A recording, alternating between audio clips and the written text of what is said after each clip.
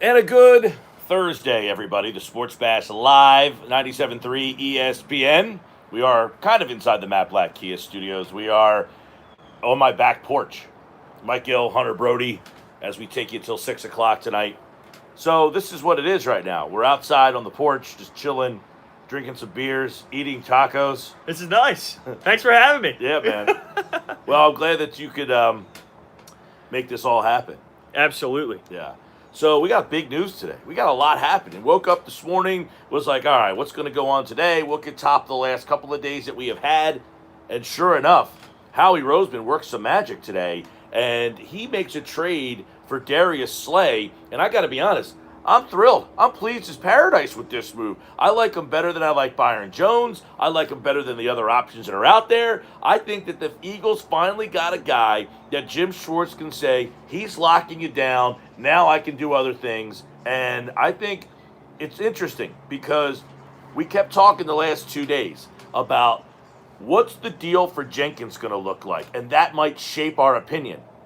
Has it?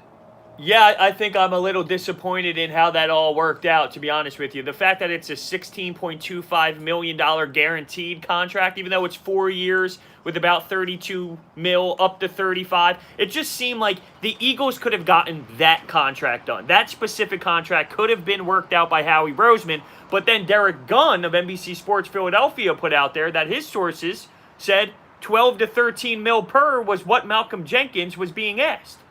So there's a lot of different information being thrown out there. If he was asking for 12 to 13 mil per, then I do believe that the Eagles had to walk away. But then why did he sign that contract with the Saints? That specific contract was very doable by Howie Roseman. Yeah, 7.6 is what he had with the Eagles. What did he end up with? About over 8 a year about with 8. them. So it doesn't sound like he was asking for, as John McMullen said on our show a couple of times during Football at 4, he's not asking for $14 million like it's being reported out there. He just, I don't know, did he want more years? Did he want more, like... But if you think about it, he only got 2 more years. Because 16.25... Yeah, but for a 32-year-old guy, that's significant, right? Yeah, but how come Howie... If you're telling me the Eagles could have signed Malcolm Jenkins for 2 years, 16.25 mil, isn't that a no-brainer? 2 years, 16.5 mil. Guaranteed. Yeah. Guaranteed. Well, that's a fair question to ask, because he never hits the market, and then he doesn't know how much money that they're offering, although that's a crock of you-know-what. They probably said, look, we got 4 years for if you want to come here. You know what I'm saying? Yeah, I do understand. He had to have had some knowledge that they had 4 years in it for him, as opposed to if the Eagles said, we'll give you what they're giving, and we don't even know what they're giving, but we'll give you $8 million. If that's what you're saying you're okay with, we'll give it to you for 2. And he might say, in the back of his mind, I know my friend Sean Payton, who I gave the finger a couple of games ago, that he's got 4 years for me. Also, think about this. Brandon Graham was rewarded by the Eagles. Malcolm Jenkins, that situation was not smooth, and I wonder if he felt disrespected. I wonder if Derek Gunn reporting he wanted 12 to 13, if he felt so disrespected, he went in there saying, I'm not budging, this is what I want, I'm not giving you any sort of friendly deal, look what you gave Brandon Graham, you did not work that way with me, why? I'm moving on. I mean, look, in the end, the deal that he gets from them, it's got a lot of guarantees, it's 4 years, all that jazz. The Eagles... I mean, you're just kicking yourself because now you're thinking, man, you pulled off a trade for Darius Slay. Could you imagine the defense now with Slay and then Mills on the other side?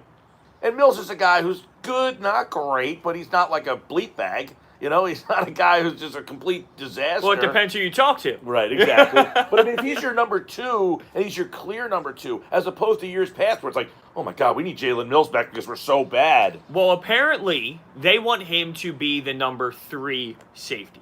So they want him to be in the rotation in the secondary, but not be a legitimate guy. And if you tell me Jalen Mills is your 3rd option back there, I'm thrilled with that. As a 3rd option, I'm thrilled. So apparently that's the way they want to go with Jalen Mills back there. Okay, so you're telling me he's out of the corner rotation, or is he playing the corner spot opposite Darius Slay if they can't find another guy? Do they go right back to, hey, we got to put you back at that corner spot because it's going to be you and Slay now? It's very possible. I think they're not done with the cornerback position. I think they wanted Jalen Mills back to be more of a rotational piece than just hey, you're going to play opposite side of whatever person we go out and acquire. But I like how you mentioned Byron Jones. Yeah, I was a guy who really wanted Byron Jones. I like Slay more than Jones. I do too. But now, was this a desperate move by Howie Roseman, or was this a move that he had planned out from the jump? If this happened, before Byron Jones, do you think differently? I feel like because it happened now, when other pieces fell off free agency and other players were moved, people look at it differently than if it was just him doing this right from the jump, day one of free agency. I see what you're saying, but I'm sure that they had all the scenarios up there. So you're basically saying they had Jones ranked above Slay. Here's the problem. You don't know that Slay's available. Well, that maybe not. Last year at the trade deadline, I know what you're saying because they just went out and picked up a cornerback. Instantly when they do that, you think, okay, Slay's on the move. Well, this all kind of materialized. It was like Chris Harris signs, right? And then what else happened? Where Slay basically said, "Oh, they made a trade. What did Detroit add? Yeah. And then Slay tweets, "Hey, get me out of here. Like, somebody trade me." So at that point, it's like, maybe I can make a call to Detroit. Like, you don't know when free agency begins, do you? That, hey, I can get Darius Slay. You might say, I might be able to get Darius Slay. But so you got to date this back to last year at the trade deadline because these two teams were in contact about Darius Slay last year at the deadline. So I think this was on the table the entire time, even before that Trufant ended up going. But I really do like this move, and it is pricey, but it's not long term. It's $50 million for a 3-year extension. Everybody's getting these 3-year deals because when you look at these, for the most part, you got to look at the guaranteed money. But for the most part, they're set up where you get out after 2. But it's a 3-year extension, so totally it's a 4-year deal. I don't think I've ever seen so many deals that are like, in the 3-year variety. Copycat league. Right? I mean, it's like everybody's getting 3-year 39, 3-year 30, 3-year, although Vitae somehow got 5 for 50. So if you see the breakdown of that, it is so easy to get out of that after 2 years. When you look at that, and that's the thing, you see these numbers instantly, and then we all sit back and we have to wait for the details. You look at that Vitae contract, because I got a buddy I played hockey with my whole life, big Lions fan, and he always goes back and forth with me how they're going to win the Super Bowl every year. And when that happened, I'm like, dude, you just paid our backup guy $50 million, and then he sent me the contract details. He goes, well, look at this. You can really get out of that contract after 2. Well, real quick, so I like Slay more than I like Jones. And they're not too, Jones is 27, Slay is 29. But they both played about the same amount of snaps. Like, they both have a lot of wear, about the same, I don't want to say wear on them. But it's not like, hey, I saw this tweet from somebody on their snap counts about the ages. I saw that as well. Okay, so, and part of it is because Slay had the hamstring problems. But somebody had the breakdown of Slay matched up against receivers the Eagles will face this year. And it was like absolute shutdown. Like, when he faced Amari Cooper, Cooper did this. When he faced Devontae Adams, it was like, oh my God, like, this is unbelievable. There's a guy who can actually, limit the fact that a guy's going to get 100 yards to get you. But he's a guy, and this will be the interesting one. And I saw somebody tweet, if Jim Schwartz doesn't move him around, we riot. He's a guy that with the Lions has moved around, like with your number one guy, I follow you. Right. Schwartz doesn't do that. I know. But you would think he would have to do. So, going to Jim Schwartz, they have a relationship. So I wonder if that plays a factor. Date back to when Jim Schwartz was in Detroit. These two have been together before. And I also wonder if this relates to Malcolm Jenkins. Because we were curious. We talked about being a fly on the wall in that conversation with Malcolm Jenkins, Howie Roseman, and Jim Schwartz about what they're going to do with him. You lose Malcolm Jenkins, but you bring in a guy that Jim Schwartz brought into the Lions. So I feel like maybe this move was destined after Malcolm Jenkins left. Like, go out and, okay, we lose Malcolm Jenkins, my guy. Let's go out and get another one of my guys. And Jim Schwartz went in there and demanded it. Josh just gives me this note that 3 years the new NFL TV contracts kick in. So CBS, Fox, ESPN, that's when a lot of teams are going to be reevaluating their monetary situations. Maybe that's why a lot of deals are catered for the 3-year, time frame. But if you were to ask me at the beginning of free agency, Byron Jones and Darius Slay are both available to you. Which one do you want? I would say Slay without hesitation. I think he's just a flat-out better player. I do think he's a better player, but you do factor in years. So you would get an extra couple years of Byron Jones. Maybe that's a good thing. Maybe that's a bad thing. We don't know. Only time will tell. But if you're saying right now, who is the better player, it is Darius Slay. It is Darius Slay. So it ended up working out. And all those people freaking out that Howie didn't make a move within the first couple of days, sometimes that's for the best. And that doesn't mean I didn't want any of these players out there, but sometimes it is for the best to sit back and let that second wave hit. Because just like Malcolm Jenkins was released, there's so many teams that are now going to start releasing their players or open up trades. Yeah. So well, John had brought it up that some of the Eagles' best signings came in the secondary wave, which we're not even in really right now, which was like Brandon Brooks, when you brought him in a couple of years ago. Right. You Rodney got Nigel, Mcleod. Did they sign Nigel Bradman free agency? Was that a trade? But Rodney McLeod's a good one. Yeah. But to me, and this will bring us into another, and by the way, this is interesting because Ann Rappaport reporting that free agent Logan Ryan is now open to signing a short-term contract. I would love that. So he's one of the top players left. He's asking for at least $10 million, and if you could do like 2 years, $20 million, something like that, and then have Logan Ryan on one side and Darius Slay on the other side, you have exponentially upgraded your secondary. I would be. So it's funny. There's no report that the Eagles are connected right now. Right. I'm just going off the Rappaport tweet that says he is open to signing a short-term deal, which I think puts more teams in play. I mentioned how when Malcolm left out the door, that it seemed like the Eagles were taking a step back to kind of open up a window for the future. If they go out and get him, if they go out and get Yannick, a defensive end, 24-year-old stud, I would change my opinion completely. And I do that deal. I know. I am with you. I do that deal too. I heard Eitan and Mosher, and Mosher was kind of saying I wouldn't, and Eitan was really against trading a first-round pick. I do the deal, and here's why. One, I just got my corner, okay? So I don't feel that corner is as big as a necessity like at 21 anymore, okay?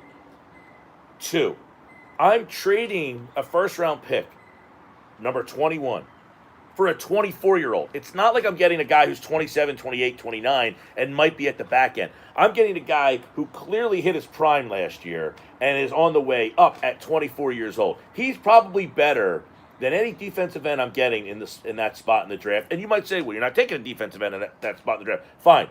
But here's my reasoning. 3, in the second round, I feel that there's enough depth at wide receiver that I could say at the end of the day, I have upgraded at corner, defensive end, and wide receiver by only giving up one pick.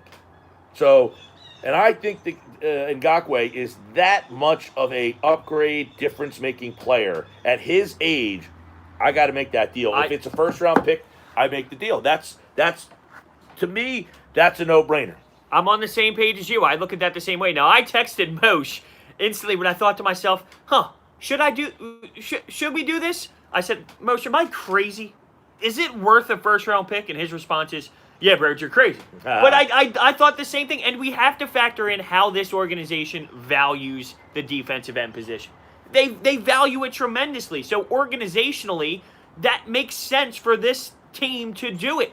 Now, I'm not going to be upset if they don't, but I know we've somewhat discussed this. Would you rather keep the first-round pick and upgrade at defensive end by getting Clowney, who is miserable and really upset with the type of money he's getting offered in this market? So you keep your first. You can still go out and get a lethal wide receiver, but you're upgrading defensive end as well by getting a Clowney. I wouldn't mind that approach either, but it is different. You're talking about two different style players and different parts in their career. Yeah, Clowney's got a lot more wear and tear on the tires. He does. Not that he stinks, I'm not saying that, but he definitely is 27 years old compared to 24. Correct. And Clowney is a guy who's had a lot of injury issues. I mean, he has constantly been hurt. Even last year, he was hurt. When healthy, very good. I don't think he's lived up to the crazy hype that was, this guy's going to change, when he was coming out of South Carolina, when you saw that big hit against Michigan, blasting the running back and the backfield and his helmet come flying off, and people thought this guy was going to be the next thing.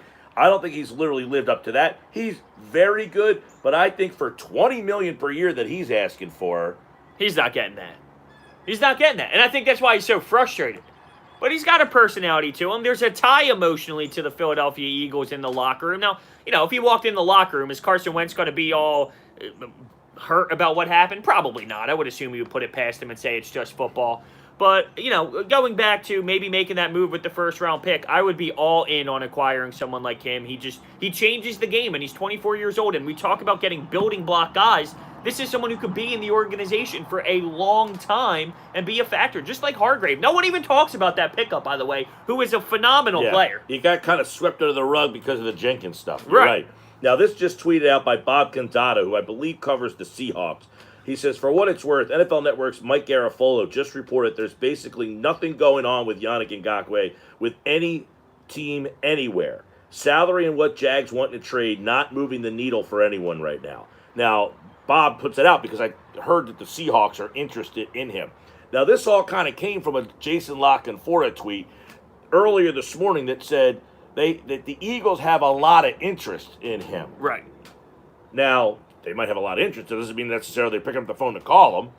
But I just think about the way this franchise values the position. So with a guy like him out there. That's the point. Yeah, with a guy like him out there, that this is more than just a check-in. I mean, you would assume that they would really dive into those phone conversations. Now, Les Bowen from the Daily News tweets Philly.com or Inquirer.com. I don't know what they're called anymore. What are they called now? It is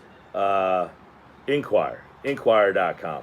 He says the Eagles should not and will not trade their first-round pick. And I'm not going to be upset if they don't. I get it's sort of a reach. It is a lot. It's a lot to pay, and I think they're at the position now where mentally it's wide receiver at the first round. Like, if they are locked in and ready to roll with that specific concept, we are going to get a first-round pick, wide receiver. I can't be upset with that. I mean, we need it. We absolutely need it desperately. So if that's the way they're going to do this, then by all means, I'm okay with not using the first-round pick to go get a D-end. It's just something that's interesting that I would think about, but will not be mad if they go with the wide receiver. 609-403-0973 on the text board. 609-403-0973 is the text board. You can connect with us through there. We'll open up the phone lines maybe a little bit later on in the show, give you guys a chance to maybe, there's so much going on. I think Slay is an upgrade over the thought of paying the money you would have paid for Byron. That's another thing. If you think Slay's a better player, you got him for nearly the same price that you would have paid Byron Jones.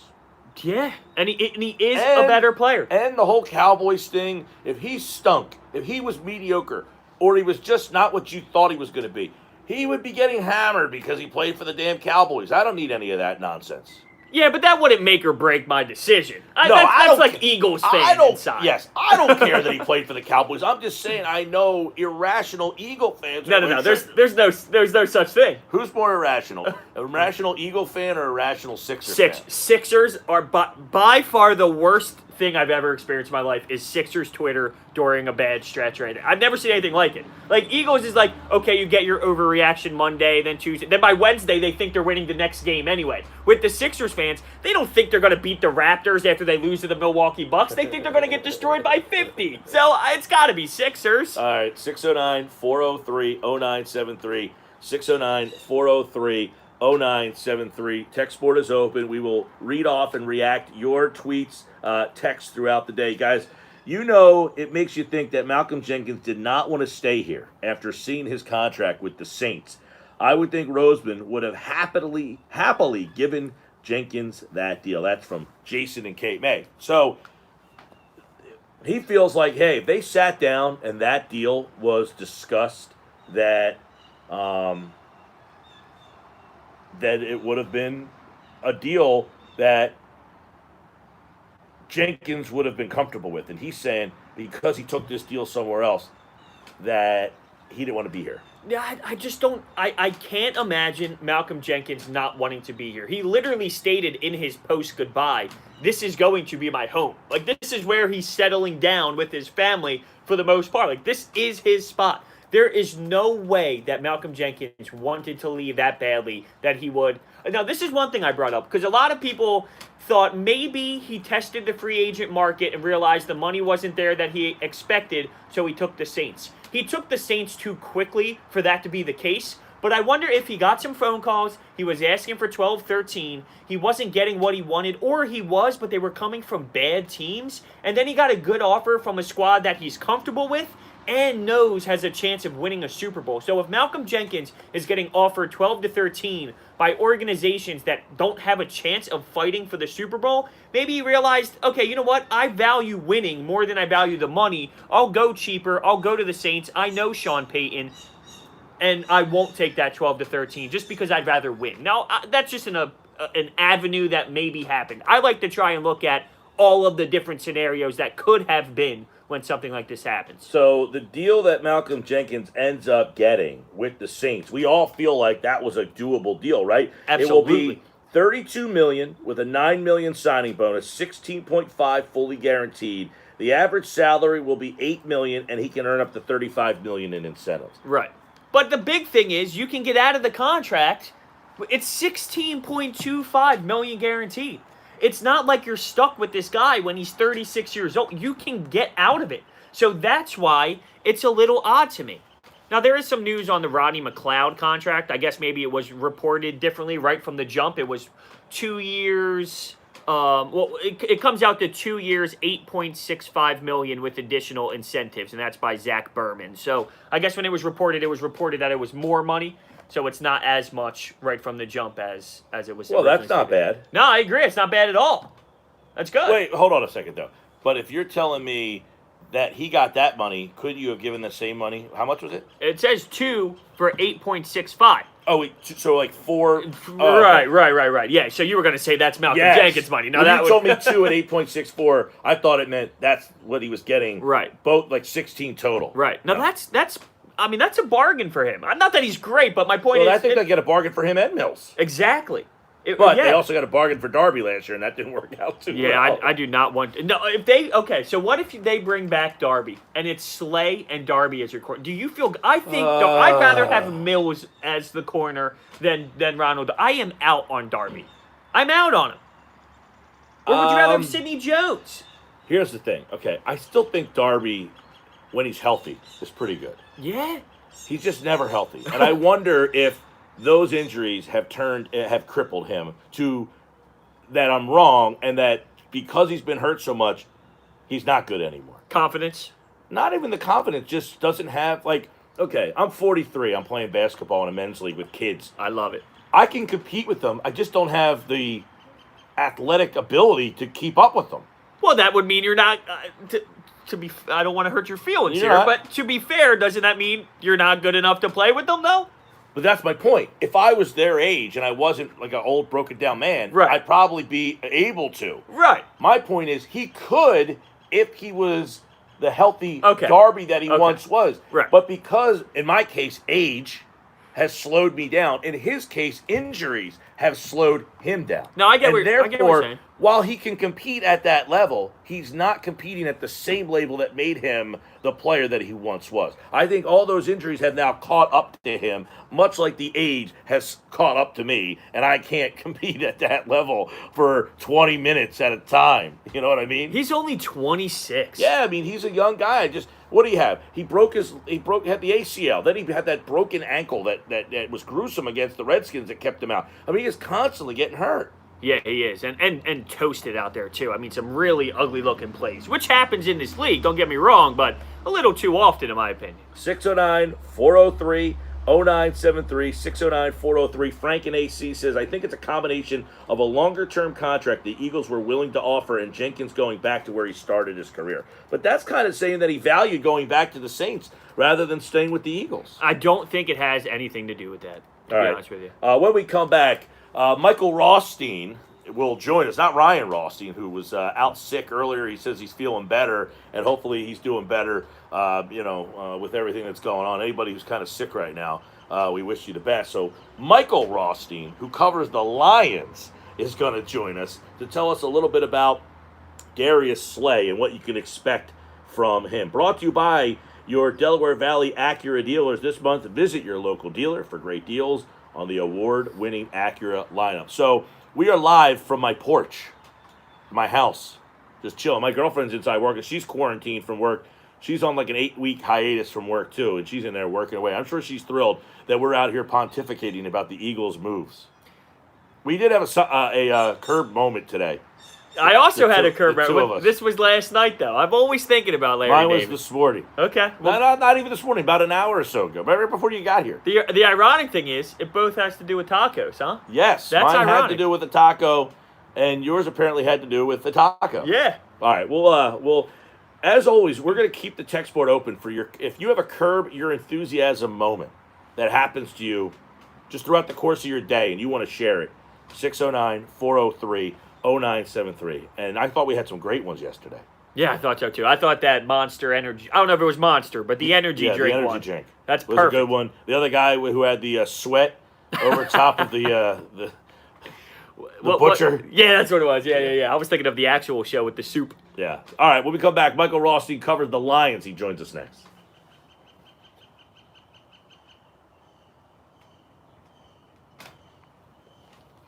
I'll say, here's our one problem I didn't process before we did this. They can't hear the interview people. On YouTube, when we did it through my computer, you could hear that. So it kind of sucks because they could just hear us asking the question. You know what I mean? Yeah. That does kind of. I'm trying to think if there's a way we could like. There's no way we could do my anything. buddy told me that you could hear when we when you turn off the sounds on your Facebook settings notification. Oh, that must be you. My volume's all the way off. Unless, is that through your phone? I don't know. Because we're calling through the phone, so if you get a notification on your phone, it might like beep beep or something. You know what I mean? I think I have them off though. Mine's off. We have 170 people in here right now. Settings, notifications.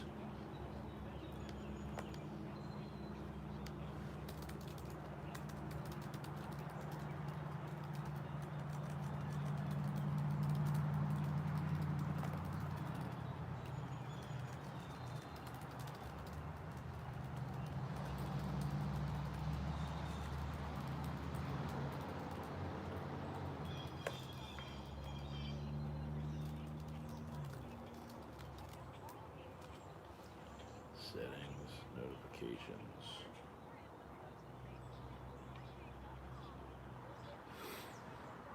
There's also a hole at running back. You know? Yeah.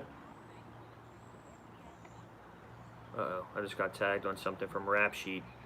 Was more about the contract he wanted and the value as opposed to the player. Free agency hit, the Eagles and the Lions re-engaged in the end. And you mentioned a 3 and a 5 going over to Detroit. Of course, Derek. Damn, I wish there was a way for them to hear it. I'm thinking if there's a way I could like play the live feed of the station on my computer and put it next to the phone.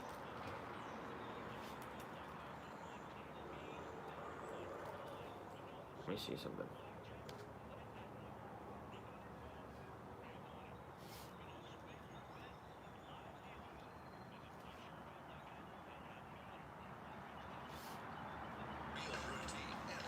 With my earphones, though. Put the earphones up to.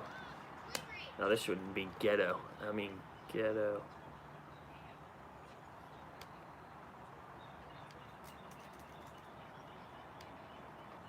Let's see if they can hear it.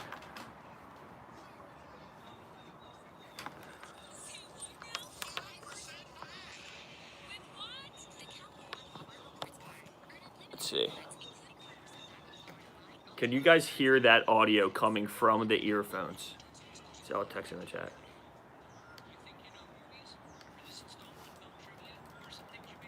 Yeah, they can. I can hardly hear that. Sounds low. Yes, it's all the way up. Hell no.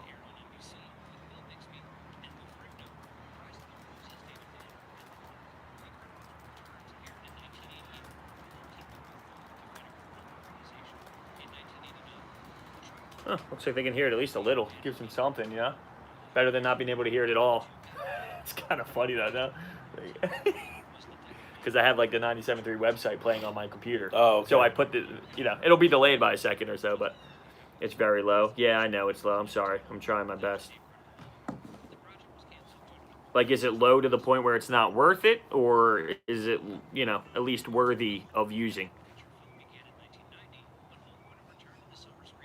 We only have, 2 guests on today? Or what? 3? Oh, okay. Well, we'll make it work. Oh, well, there's some of them's in that 5 o'clock hour. It normally dies, At least we can hear part of it. Not worth it. Not really. Damn. Yeah.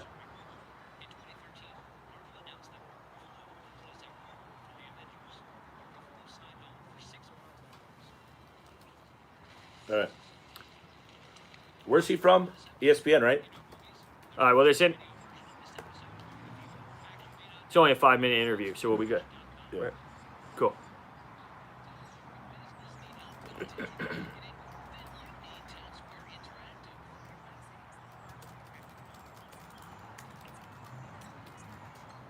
All right, 231 Sports Bash Live. We're on my porch at my house, just hanging out here. We got beers over here. You want to go in the fridge and grab a couple beers? We got a heat lamp out here to keep us warm outside. You don't have to tempt me with a good time. Yeah, we went and stocked up today. Michael Rothstein, he covers the Lions, ESPN, NFL Nation. He joins us now as the Eagles and Lions made a little deal this morning. Michael, welcome back to the show. How are you? We're hanging in there. I mean, the best we all can. Hopefully everybody's safe out there. And, I mean, when you heard the news that the Eagles and the Lions got together on this deal for Darius Slay, it couldn't have been shocking for you, was it?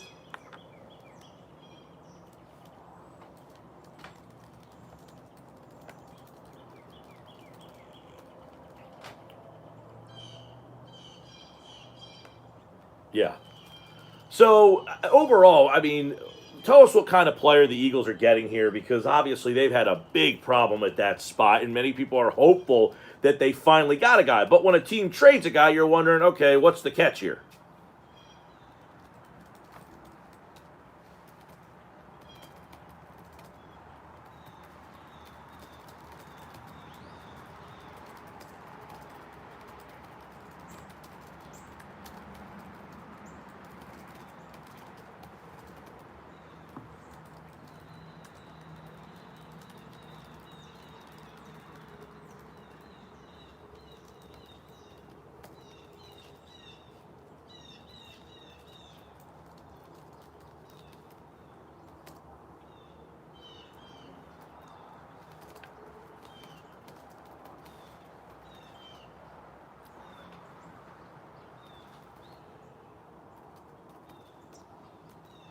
Yeah, and I mean, he seems like the kind of guy, it's interesting, that kind of follows your best receiver around, something Jim Schwartz has not done while he was here. But, I mean, overall, are you looking at, like, for instance, if the Eagles were interested, it was reported Byron Jones. I mean, are you looking at a guy who you think is above some of the free agents that were available on the market?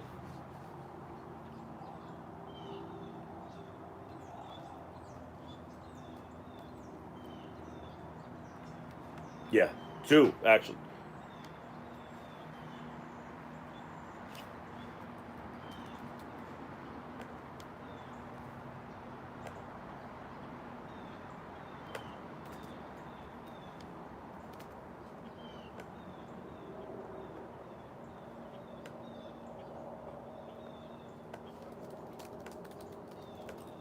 Mhm.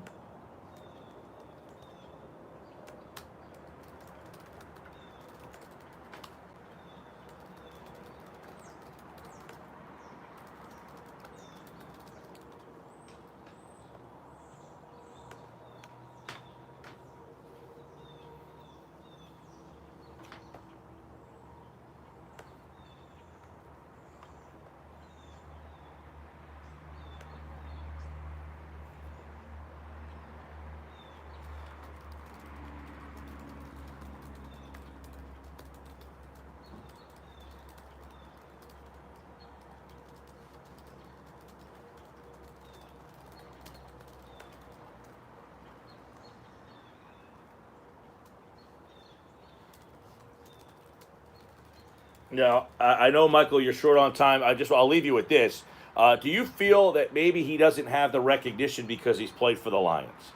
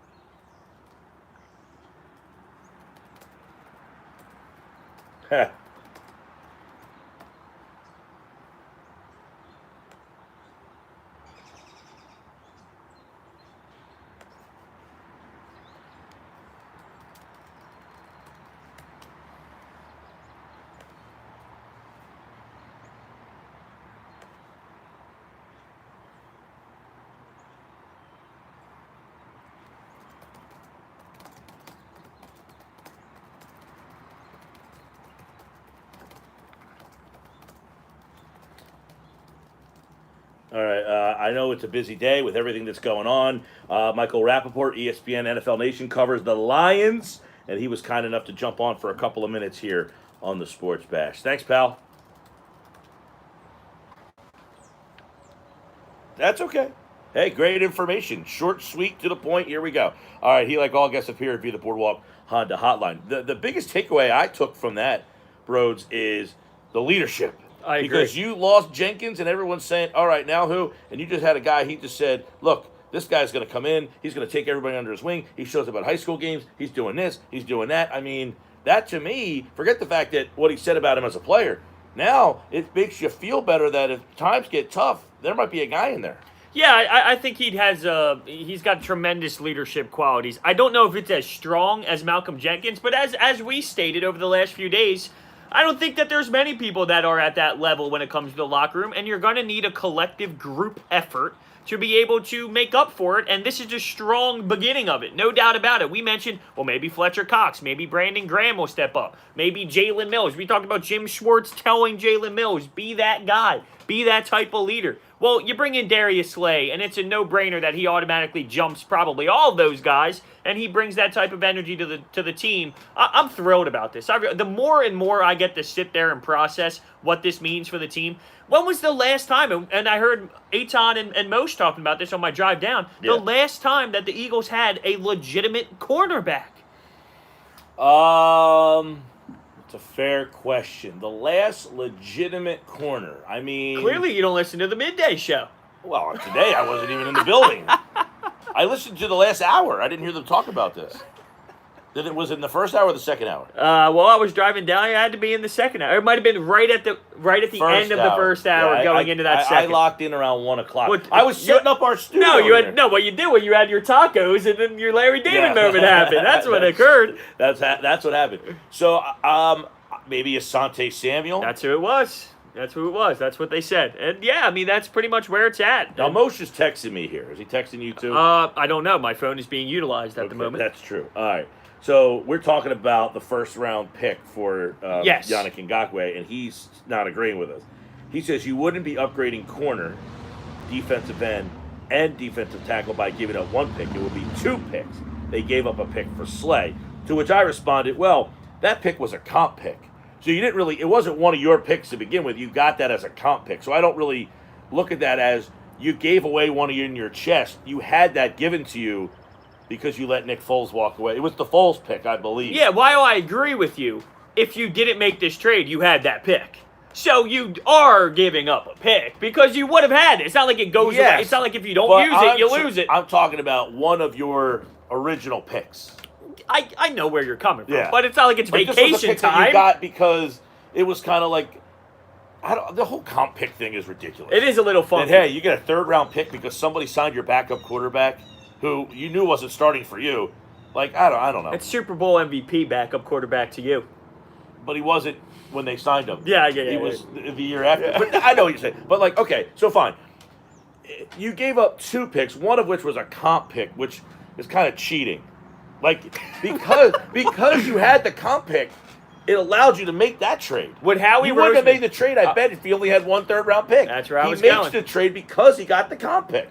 I get what you're saying, but still, at the end of the day, if they didn't make this trade, it's not like it's vacation time where if you don't use it, you lose it. So they would have had it. So they did lose a 3rd-round pick in this scenario. But I'm still on the same side as you. I wouldn't write it off as if it's ridiculous to go out and get Yannick. So what he writes is it's still 2 picks. You're advocating giving a first for Ngakoue, and they gave a pick for Slay. In total, it's really 3 picks in your scenario. But if you want to discount the comp pick, they still gave up 2 picks. You said the upgrade 3 positions and gave up 1 pick. But the 2 picks we are talking about now would be say you take away that comp.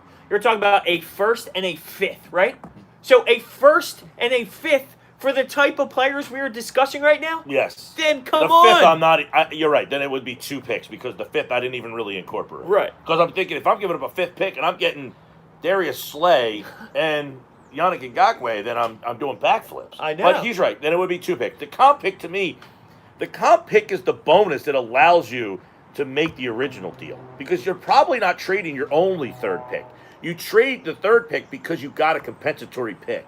Would you have done this deal if it was Darius Slay, the contract that it was extended, for our 2nd round pick?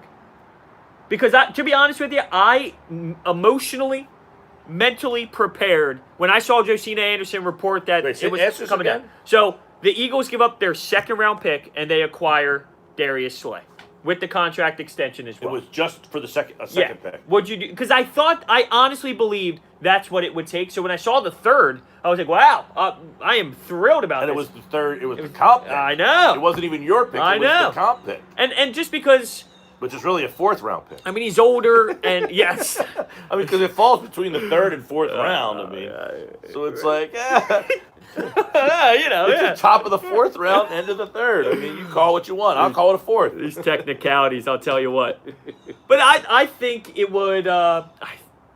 I would be in a really tough spot, but you needed a legit upgrade at corner. And if you told me in the 2nd round you got a talent like Darius Slay, I would be really excited. If on Mosher's point, if you want to say it's 3 picks, which fine. It is. Okay. I mean, it is. Fine. It is. Okay, but then I would say I'm comfortable with giving up 3 picks for the 2 players I got back in return due to the standing of where those picks fall. 5th, between the 3rd and 4th round, and the age of the player I'm getting back in return for the number 1 pick, which is 24 years old. That's why. I'm totally with you. I think we're on the same exact page. But once again, it's not like I'm going to be screaming Howie's got to go if they don't make this happen and they go with the standard route we assume they are going to go with, which is get to the 1st round, make a pick at wide receiver, or even if they do something different where they get a corner in the 1st round and then they end up, because of the depth at wide receiver, I'm not going to write it off that it's possible they go for a corner or even a safety in the 1st round, and then they get their wide receivers in the 2nd round. Darius Slay just tweeted, and he tweets, Detroit, y'all have been so good to me and my family. By the way, his wife is a perpetual tweeter. Have you seen her tweet? Yes. And have you seen her? Yes. Okay. I thought that's where you were going with first. When you went to her tweet, I'm like, yeah, I don't care about the tweet. I suggest following his wife. I don't care about the tweet. She's a good follow on Twitter. He says, you've all been so good to me and my family. I'm going to miss all the fans and showing the city love. I appreciate the fans, coaches, staff, and city. Nothing but love and respect to y'all. My Eagles fans, your boy is ready to work. Meek Mill, what's good? Hashtag Eagles. Hashtag fly high. Now, you give him minus points for not using the Eagles fly, and going with Eagles fly. Or he messed up the hash. He went hashtag fly high. You know what's going to happen? All the Eagles fans are going to start rocking that. I like fly high. The problem is, it could be the Falcons. It could be any other team that has the bird. That's all. All right, when we come back, we both had Taco, Larry, David moments today. Well, mine was last night. Okay, well, between yesterday's show and today. Okay. Sports Bash Live, 97.3 ESPN. We'll do that. Also today, later on, what time is Fitz today? 3:30? I think so. We got to get confirmation on that time. Football at 4. Also, Kevin Durso has an interesting, they're talking about in the NHL doing some interesting things with this potential season. He wrote about it on our website, 97.3 ESPN. And tonight, we're going to talk draft with Scott Wright from draftcountdown.com on all the safeties and corners and wideouts now that the Eagles have made some free agent moves. It's the Sports Bash on 97.3 ESPN and the free mobile app. Would you be able to slide your laptop over so it doesn't block your face on the screen? Yeah. I want to try and figure out a method for them to be able to hear the callers or the interviewers, because I just feel like it's such a big part of the show. It's like, do you have any if I was to set up, the only thing I could do is it would be like playing very quietly on 2 levels high. next to the speaker, which won't get picked up by this, but it would be on a delay because this is about 2 minutes behind of what we're actually saying. So they would hear us ask the question, then it would be, you know what I mean? Like, is there a feed that can, like an aux cord, you know what I mean? That would feed in what I don't know. I really have no clue. I just think for late, like if we do this tomorrow, say, I would like to try and figure something out because I think that's, for them to look at us just staring at each other is kind of like weird. Like you could see people dip out when we have interviews and like McMullen's 30 minutes. You know what I mean? We're just going to be sitting there for 30 minutes and them not being able to hear anything. It's just, it doesn't have to be figured out right now at this very second. But, you know, I think it's something that we could probably look into. Oh, that's fine. No, that's fine. We don't, this doesn't have to happen. My buddy might have. Right, that's he something we can here ask. today that was like some sort of cord. So then, honestly, they'd be able to hear like our microphone feed. It wouldn't even be because right now the feed they hear is just through my phone. You know, like if we can plug that into my phone, now we're talking. They're hearing everything. They're hearing. I microphone. wonder if you can Bluetooth your phone to this. I just don't want to mess around with it right now, but maybe that's something we can do after the show today. You know?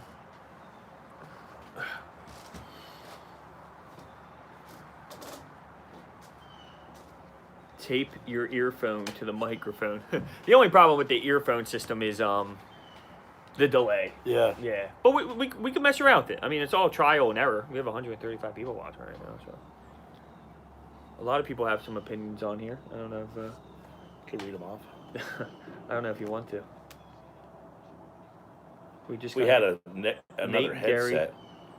If we had a third headset. That's what we could do. We'd be able to... Well, I would put, like, the earphones over it, and it would sit on the... Bet you'd be able to, like, slide it. Yeah. Do we have a third headset? Or not?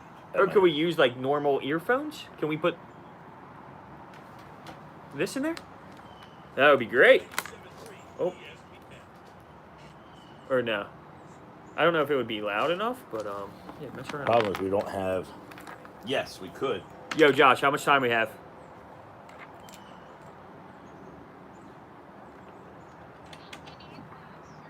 Yeah? Oh, wow. Okay. Is there a volume button on that? Or no? Like a... Well, it would maybe be on the other side, no? Maybe Trying to see if there was anything. All right. Well, hold on. Let me put them in my ear. I don't hear anything. Am I going crazy? Oh, it's just one earphone. Okay. So it's just this earphone. So move the... How about this? Oh, no, that's an input. Nah, the other one was working. Oh, that's fine. Let's just see if they can hear it. Where's the actual... Let me ask if they can hear that. Can you guys hear the commercials playing? Can you guys hear the commercial? Barely. Okay. We can hear it? Barely? Okay. To the point of not worth it?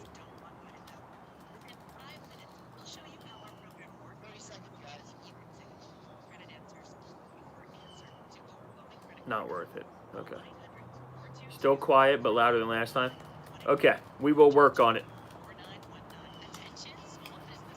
Not worth. No. Only for your headset. Not worth. Not worth. Not worth. Better than nothing. It's fine. Not bothersome. Okay. All right. Well, we got some ideas. We'll Yeah. Could get just like a hand mic. Plug it in. That work? I don't know. And like I said, right now it's a little. No, it wouldn't be the mic. You would need. Yeah, it wouldn't be. Yeah, it wouldn't be like a. It would be like a headset. Maybe you can get like a.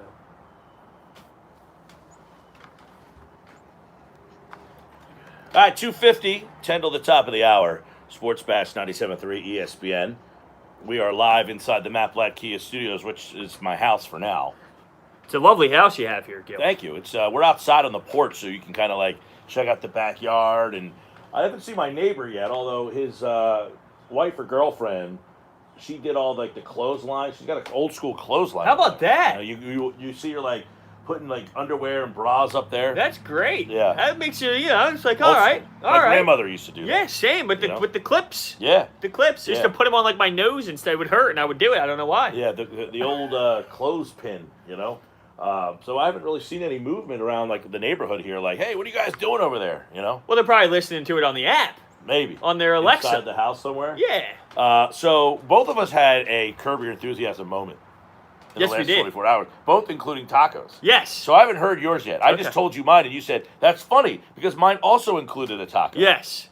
So here's the scenario that happened. Last night, tacos for dinner. I'm pumped. I did the show from the basement because we did 2 different spots yesterday. Worked out beautifully. I come upstairs to tacos already made for me. Now, that's fantastic. Was it from the guy who wore the jeans while lifting? No.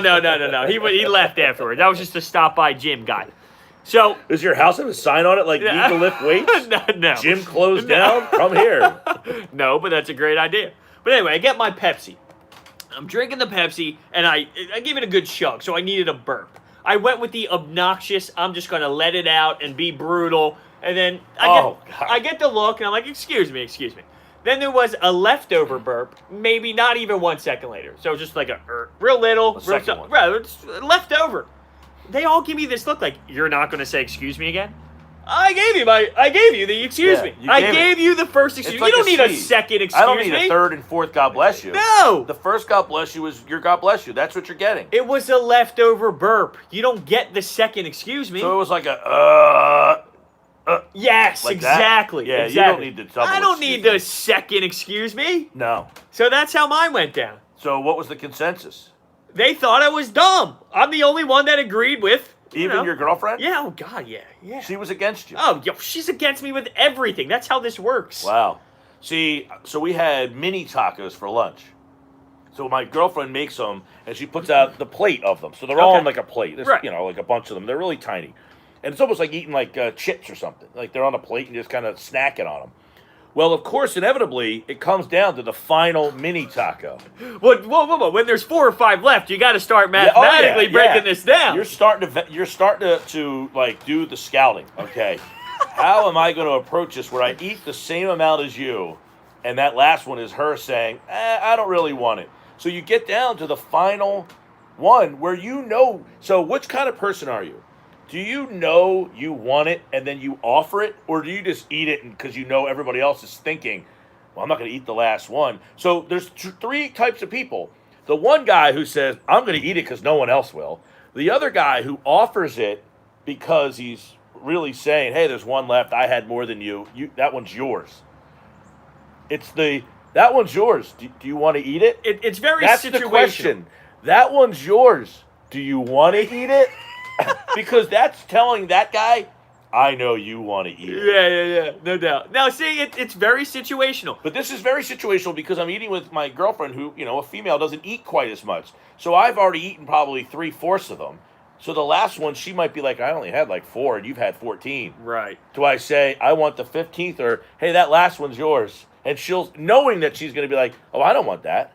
Because I think that last one's still sitting on that plate. So no one even touched it? I don't think so. Well, now it's free game. I mean, I might even go in there and get it. Although I brought some leftover tacos with me. How about that? That's a great anyway, I think I am the guy that it's deep down I want it. I mean, deep down I want it. But I will Look, you don't get to my size without saying, I want the last thing that's on that plate. Like, I want it.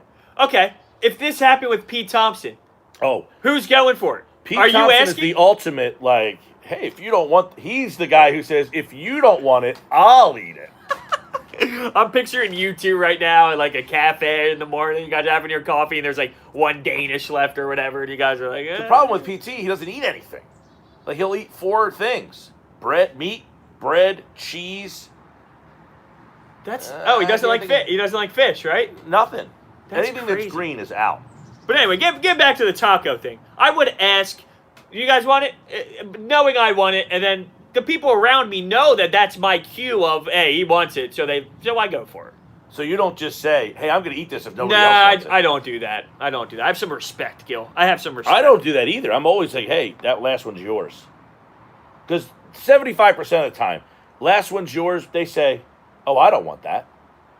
I'm picturing Larry David right now in this scenario. Oh, he wouldn't ask. Although I like the burp scenario better because that's more Larry. Like, I gave you the second, but I gave you the first one. 609-403-0973. 609-403-0973. Next hour, Jason Fitz on NFL free agency. Everything happening in sports. Football at 4 with Johnny Mack is on the way. Stick around. This is the Sports Bash on 97.3 ESPN and the free mobile app. Yeah. All right. I don't know what to do, but I move my phone closer to it. So remember how I mentioned yesterday this like fake? Huh? I mentioned yesterday like this fake kind of conversation going around about Ertz being traded. You're starting to see it loom a little bit. I texted Mo. She said that's all crap. It was like Julio Jones for Zach Ertz. I heard them talk about that. Yeah. Okay.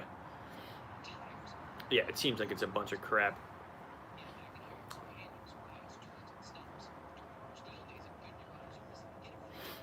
We got it. I love Broads and Gill together. How about that? Yeah, who's that? Jersey Sixer.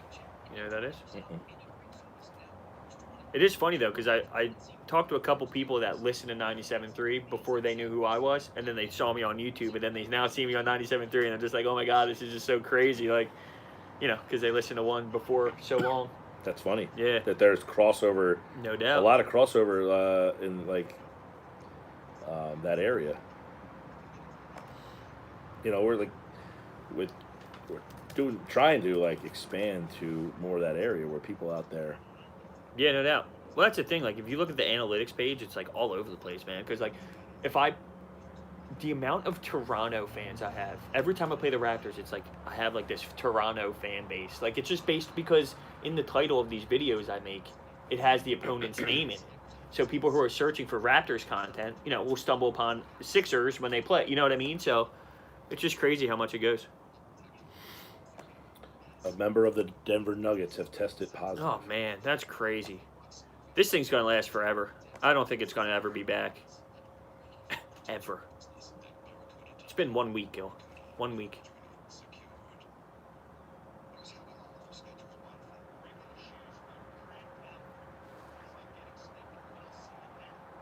No, I would not do Zach Ertz for Julio Jones. Julio Jones is injured every year. Every year. You know? He's starting to get old, breaking down. Yeah. It's not even close.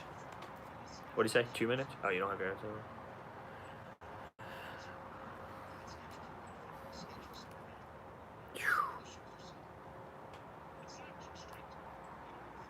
I think this view, though, is better than the view that we had in two different spots. Would you agree? The problem is, I don't know how we would be able to set something up like this in the studio. We would need to do what Aton does with his Twitch stream. He's got 2 Logitech webcams. Yeah, what's up, Josh?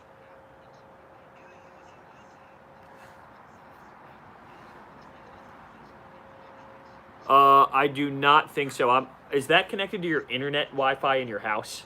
Yes. Okay. Yeah, no, I'm using the Xfinity Wi-Fi, and he's using, like, his legitimate Wi-Fi, if that makes sense.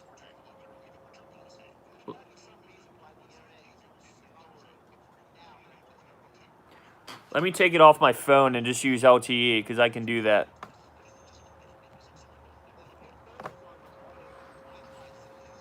Yeah, it was. I just turned it to, like, LTE instead of, like, the Xfinity Wi-Fi. Maybe that'll help.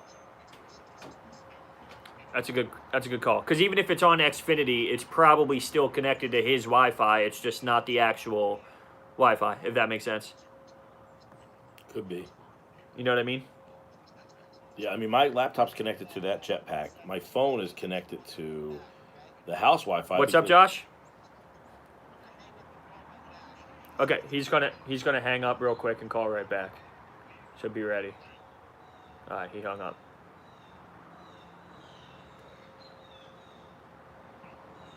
There he is. Yo.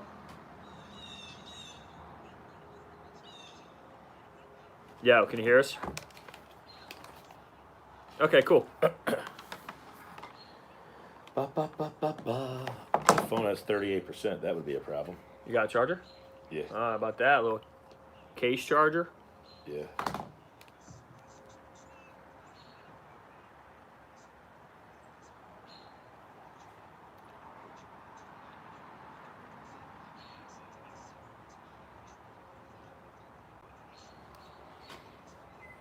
What was that?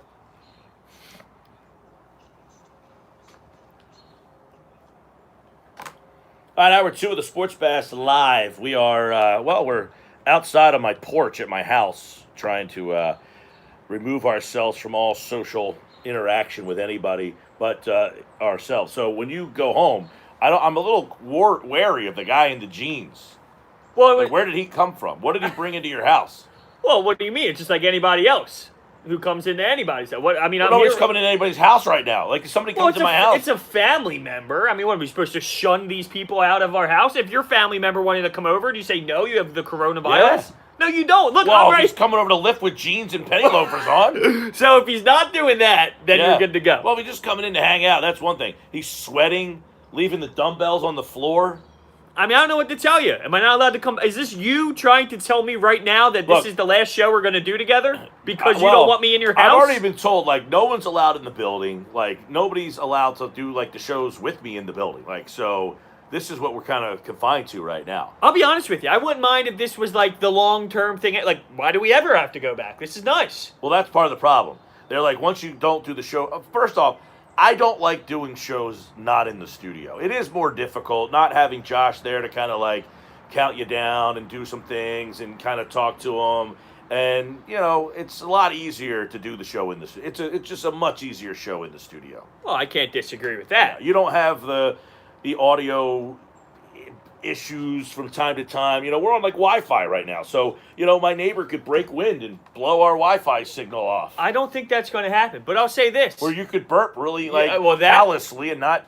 Do I say excuse me on the first time? Then we're good to go. It doesn't matter. I don't need the second one. But think about the content. You wouldn't have the taco that would happen in the studio. It would No, be I would something not else. have It would had lunch be today. something in the kitchen, like the Dunkin' Donuts in Town Square Media. They get someone took the last donut. You walk in at the same time. There's one left. What do? Maybe that happens.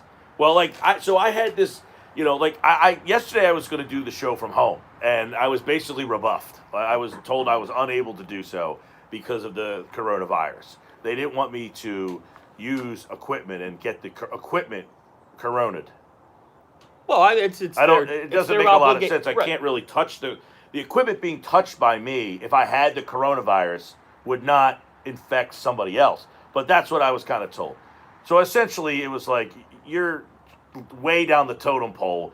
You're not getting it. So I came up with my own way to do it. I have my own remote equipment. This is my box. I basically connect it through Bluetooth on my cell phone through my own mixer board with my own headsets. Two things. One, wow, technology. Two, Yeah, but you're the one who's got all this other stuff. you're right. going. Yeah, you're right. Like yesterday, for us to do the show we did yesterday, would not have happened had you not known what you were doing.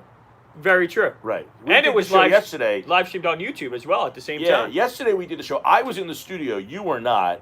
You were on a Google Hangout call.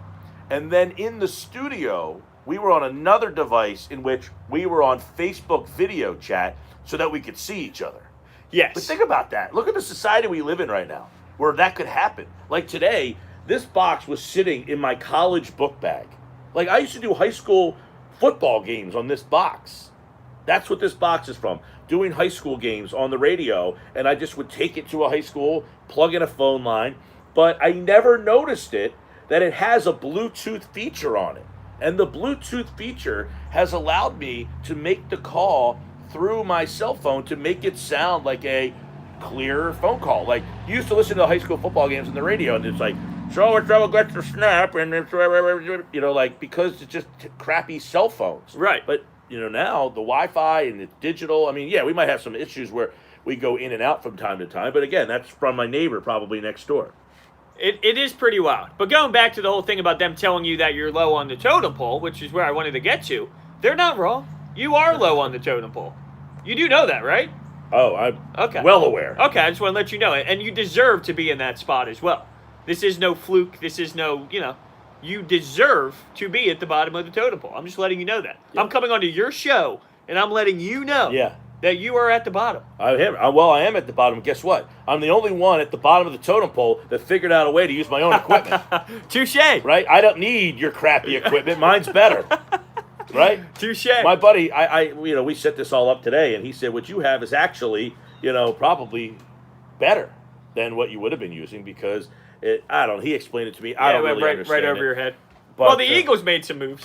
That's true. But, I'm kind of quarantined out back here. And because we're outside, I feel the air's fresh. I feel like at least we're safe out here. But my feet are getting cold. I have flip-flops on. Yeah, I went with the slippers. Like I used to have those bad boys. Yeah, they're nice. Your feet will be warm the rest of this show. Yo, no doubt. Those on. But you ever see me wear like sweatpants? Nope. I'm just rocking sweats. Well, that was my thing. It's like people are starting to work from home. Do they get dressed up? I saw a funny tweet. It's like I just took off my work sweatpants to put on my comfy sweatpants. Because people are working from home these days. I mean, what do you do? Do you dress up and pretend like, I got stuff to do? If you put on a pair of pants in the morning, you do feel like you have more to do that day than rocking sweatpants. Well, my go-to outfit. I mean, I have one outfit, right? You see me, I wear the same thing all the time. You got your variety of polos you got going on. But I'm saying I have different colors. Right. But like Pete Thompson, he wears a khaki slack. Yes, he does. Or a blue slack. Towel wrapped around the neck. With a polo. Yes. That's the PT. That's his go-to. Mine is a pair of jeans with the polo underneath a quarter zip, right? That's what I'm going with. I wasn't getting in that whole guard today, I did go to the studio at one point today. I was there. Oh, okay. So you actually got up and made some moves today. Yeah. I'm shocked. I just got a message from my girlfriend. She says, goodbye, go back to the office you go. So she wants us out of here. Oh, I thought she was saying she was going to the office because we were being too loud. She says, goodbye, men. Back to the office you go. She wants us out. Wow, she wants us out. Well, is that taco still left? I mean, she's waving to it. Okay, goodbye. I mean, there's another room that she could go. Right. I mean, look at this house. You can go in the kitchen. You can go in there. I mean, there's plenty of stuff that she can do. You don't have to sit right here. I mean, that's on her. She's sitting right there. Yeah. All right. Well, so there's a lot to dive into. You mentioned the Hargrave thing, too. Yes. Like, that has been swept under the rug. I think that's such a vital addition to this defense. The Darius Slay is a huge upgrade to this defense. Here's my big problem. I'm still a little concerned about the safety spot. You are still concerned with it. Well, what if they went out and got a Bell? I love that name. I just feel like a lot of people are going to be interested. He's very young. He's in the early 20s of his career. They upgraded and got Malcolm Jenkins. Okay, so they pushed this kid to the curb. He is a player that is... What about Eric Reed? He's 28. He comes with a lot of personality. Yeah. Would that be something you'd be interested in? It just, to me, you need a safety that who's experienced, and he won't hurt you. He won't be amazing, but he won't hurt you either. He's just there, and he's just average. I feel like Eric Reed can play that role. Yes and no. Reed, first off, you're getting the whole... Package. Yes. And you remember him and Malcolm got into it last year because he thought Malcolm was basically a sellout. So you're going to have a little bit of that to deal with coming in. Is he the player that he once was? Carolina cut him, right? I mean, he played with them for the last year or so. 2 years, I believe. It was like a year and a half. He came in like midway through. I don't know that he's the same player, and I don't know that the player he is now is worth what you're going to have to put up with. You think it's that much of an issue? No, I personally don't. But I know this fan base, man. Yeah, maybe. Maybe you're right. Maybe it is a little too much. But that wouldn't stop. His personality wouldn't stop me from, if the deal is right, if the money's right, if the terms is right, that wouldn't stop me from getting a guy who I can just feel comfortable with not crushing your team out there in the safety position. Once again, I'm not trying to make it seem like he is a phenomenal player. No, he's good. He's not. He'll 28. Yes, but that's not old. If you sign him to 2 years, I mean, that gives you something. Well, this is what it's described by him. The coaching staff and ownership enjoyed his fit into their culture, but his coverage skills weren't up to par last season. He was ranked 69th out of 71 qualifiers. Well, does he even... This system has no such thing as safeties that cover. He can play in the box. I'm just spitballing. Yeah, I mean, look, if you said to me, like, Von Bell is similar. Von Bell is a run-stuffing safety. What does it say about Malcolm? Because guess what? In coverage, he wasn't phenomenal either, and I think that's a reason why he played so much in the box himself. That's fair. Here's the problem I have with it, though. Rodney Mcleod is not a great cover guy either. So I get it. So that's what you had the last 2 years, but you keep getting beat over the top the last couple of years. Now you got Darius Slay. He doesn't get beat over the top. Well, he doesn't, but what about the safety help on the other side of whoever's playing over there? Does Jim Schwartz ever put safety help over the top? Yes, but how often is it that? We talked about it for years now. There's just islands. The corners are left on islands. That's the way that Jim Schwartz elects to run his defense. So at what point, it's always been that way. It's always been the way where there wasn't much safety help over the top.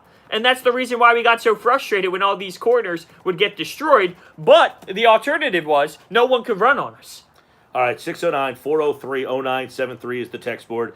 609-403-0973. By the way, we're streaming live on YouTube. Broads81 on Twitter. You can follow him. We retweeted it from the 97.3. You look so much taller than me. Well, that's because my shoulders are... I work out in jeans. I don't work out at all. Yeah. Am I shrinking because of it? I don't know. All right, Sports Bash Live, 97.3 ESPN, 609-403-0973. Hit us up on the text board. When we come back, we're going to play some of the cuts from Michael Rothstein.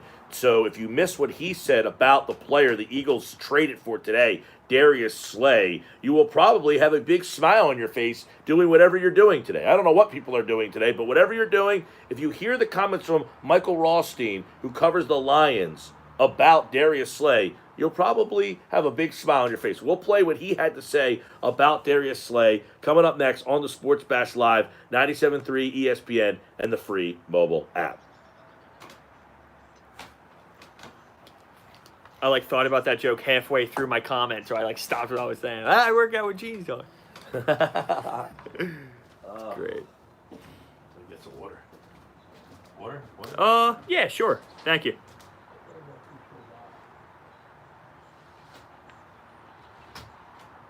What's up, fellas?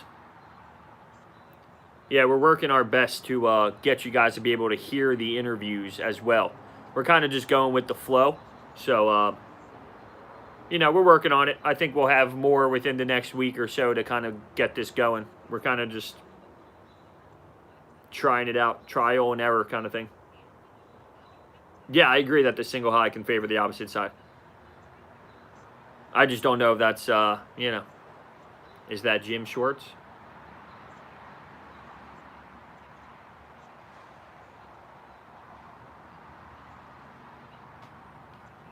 Oh, Gil's face stuck behind the laptop the whole time, huh?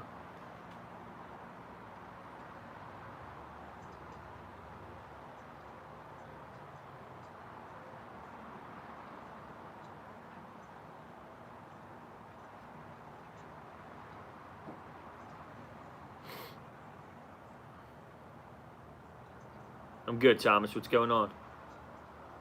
No, I doubt we keep Darby. I think we're going to go in the draft with the wide receiver. It seems like it's going to go in that direction. Will Parks is a name I'm interested in, no doubt.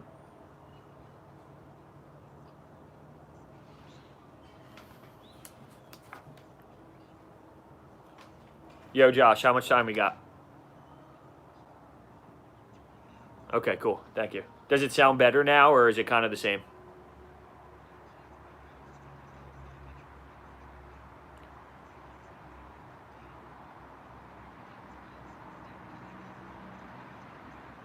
Right. No, that makes sense. Yeah, I think he's got everything charging right now as we speak.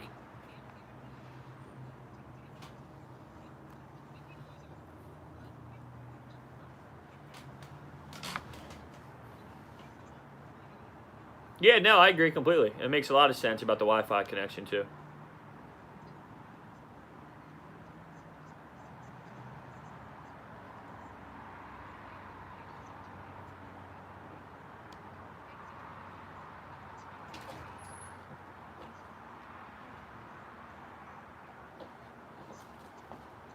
Thank you.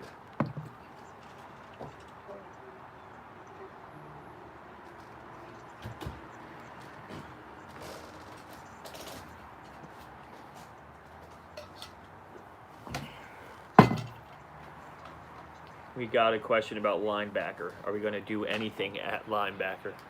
You think it's possible Nigel Bradham gets nothing and then Yeah. comes back?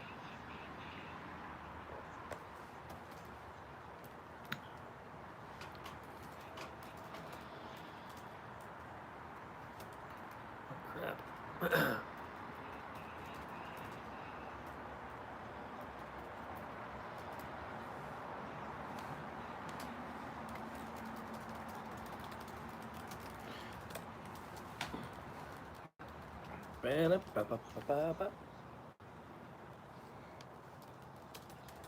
I got a couple texts saying, go look at Yannick's Instagram story. If it's the Reggie White thing, I've seen it already, but is there more to it?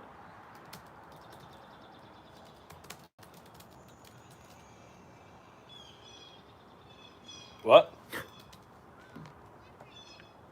Apparently something went on with how do you pronounce his last name? Ngankwe? Ngankwe. Yannick Ngankwe. Yeah, just go first name. Yeah. He posted a Reggie White picture. Yeah, it's a tough call.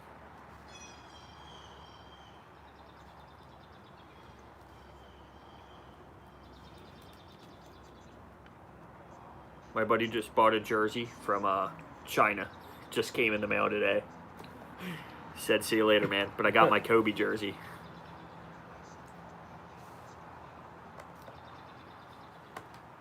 Yeah, McMullen tonight at 4 for football at 4. Sports Bash Live, 97.3 ESPN. Dan from EHG says the last two ex-Cowboy players the Eagles got were Murray and Skandrick. That's on the Byron Jones stuff we were talking. Please don't ever take Cowboys players. Please, please, Eagles. It's worse than this virus. Well, I think that's a little overboard. That's what people think, though. But how? How can you because of Orlando Skandrick? And Murray. Okay, well now, so two scenarios that happened. I don't know. I don't know if you can go that far. Look, I'm not that guy. I'm just going into the mind of. Sorry, I moved my water out of the video here. I'm going down the road of the Eagle fan. I don't care where he played, but I don't really know that Byron. He has 2 picks. But see, I think picks. Don't take You're this right. the wrong way. It's like the sacks. It's like just because you don't get a lot of sacks doesn't mean you're not good. But Darius Slay is a guy. He's a ball hawking guy. He makes things happen. He's a game changer. Flips the field. I agree with you, and I'm not disagreeing with you. I think he is a better player than Byron Jones. But it's almost as if sometimes not having that many interceptions or not having that many plays is because people don't throw it your way. So it's almost like sometimes your stats look worse than what they are because people aren't going in your direction because they're targeting other players. Now, then you can counter that by saying, well, then how come Darius Slay has all these great interceptions and all these plays? Well, maybe because those other teams are forcing the ball to their best receivers, and he makes those plays on those receivers. All right, Michael Rothstein covers the Lions, was on with us earlier today. He told us exactly what kind of corner are we getting. Is this a zone guy, a man guy, how he fits? This is what Michael Rothstein said.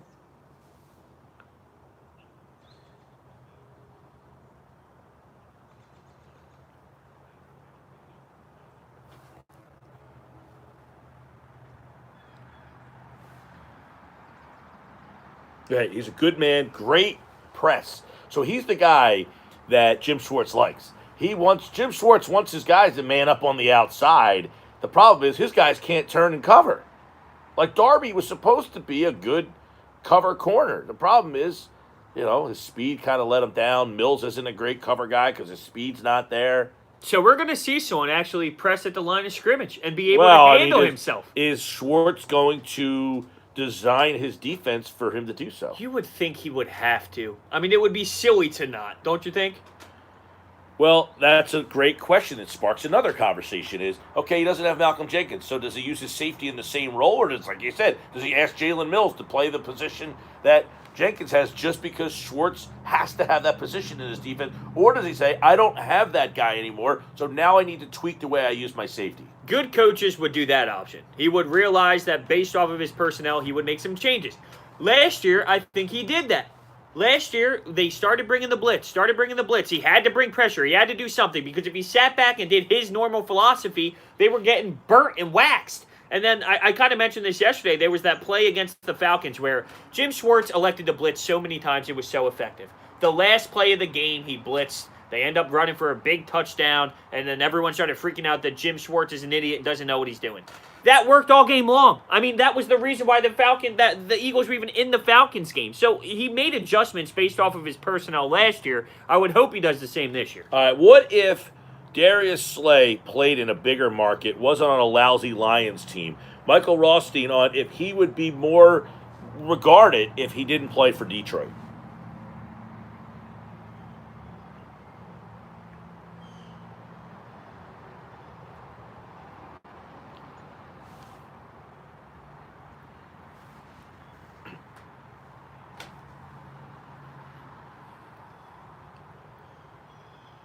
Yeah, and I've been reading Deion Sanders, talking about, hey, you got a guy right there. A lot of people around the league who play that position have been talking about what the Eagles got. Like, do you say that, hey, this guy's a top 10 corner in the league? Probably.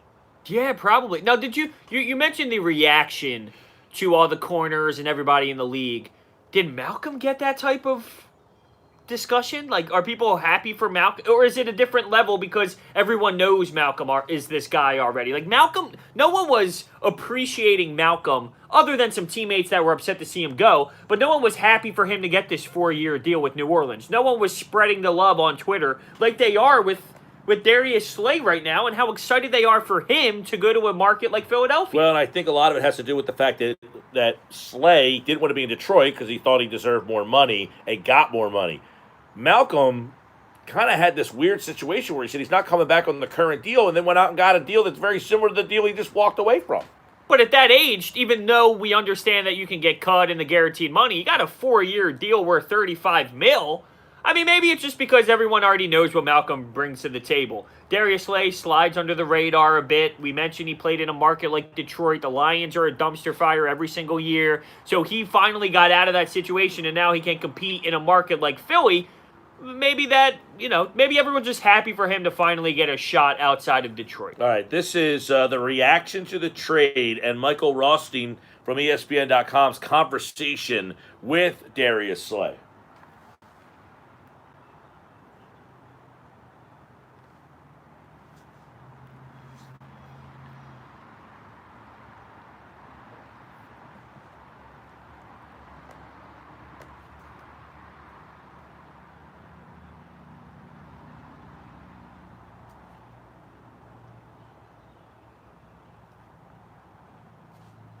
So, that's interesting. The where he's playing and what this team might do. I was thinking about today. Does this keep the Eagles, in your mind, on par with the expectations that you've had? What they've done in the first 2 days of this, let's be honest, it really started yesterday, so whatever they did Monday and Tuesday is not really, really happening. It's really the last 2 days. So what they've done the last 2 days, everything that's kind of occurred, guys coming, guys going, guys here or there, does your expectations now not shift based on what they've done? I need to see one more move. I need to see what the next move is. Because getting Darius Slay definitely helps, but that doesn't make this team a Super Bowl team right now. If they go out and get another guy, if they go out and get Bell, if they go out and get a difference maker once again, if they go out and get Yannick, like, those are the type of moves that will... I need to see one more move. What is the next move? Because this just keeps them more relevant, not so much Super Bowl title. If they go out and make these splashes, it's different. Then it is back to Super Bowl, yet younger version of a team that can still compete. Now, we do have some news here on NFL Network. Mike Silver reported that Zach Ertz turned down a contract extension during the season that was more lucrative than Austin Hooper's 4-year, $44 million deal. So he turned down an extension, which would be $11 million per during the season. So that's an interesting timing of this report. And factor in once again, I mentioned Malcolm Jenkins being unhappy. Brandon Graham ended up getting an extension. Now you're hearing that Zach Ertz was getting an extension conversation in the middle of the season. Once again, none for Well, Malcolm that's a good Jenkins. point. Jenkins told me at the Super Bowl that he was surprised they didn't approach him. Right. Yeah. So they approached 2 other players. Man, that's crazy to me. That to think, at some point, I almost feel as if Howie Roseman had no intentions on signing him anyway. I know they sat down, I know they had conversations late, but it was almost as if Howie was sitting there in a room with Malcolm, had his hands crossed, and whatever Malcolm was saying, he didn't care. He wasn't listening because his mindset the entire time was, I am not signing this guy. So I don't care what he's saying.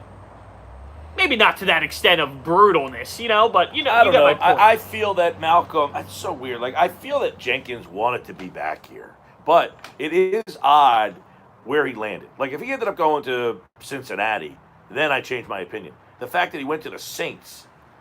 Well, that just tells me he wants to win, which doesn't surprise me. That doesn't say anything to me about the Eagles. How does it show you anything about the Eagles? Just wondering, like you're saying, I think he wanted to be back here. I was do. Hoping that. But what if the Eagles offered him that deal and he said, you know what?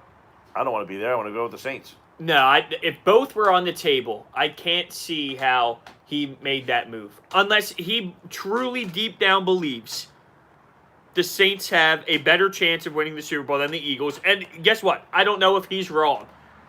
I think going into this season, right now at least, at this very moment, when Malcolm Jenkins would have had to make the decision, I would say that the Saints have a better chance of winning the Super Bowl than the Philadelphia Eagles do. Sports Bass Live, 97.3 ESPN. All right, yesterday Jason Fitz got called into an emergency hosting duty, so he missed his normal segment. But when he comes back, there's reports that the Tampa Bay Buccaneers are getting calls from people around the league that say they now want to go play for them because they have Tom Brady. This is the world we're living in. Does that surprise you? I want to play with a 43-year-old quarterback. It's Tom Brady.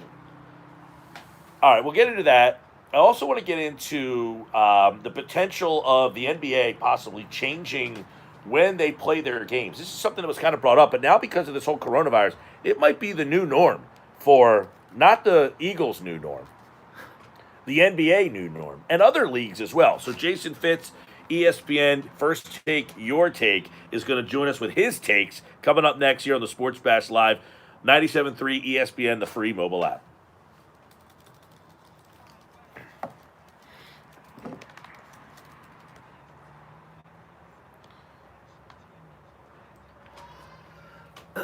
Cool.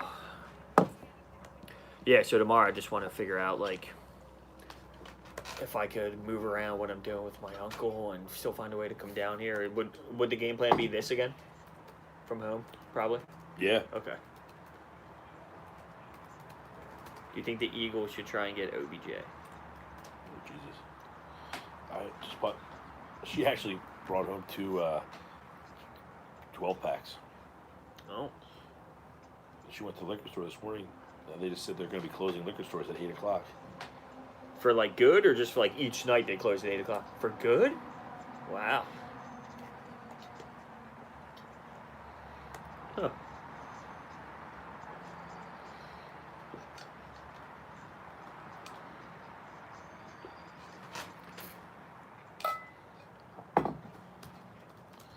Bing, bing, bing.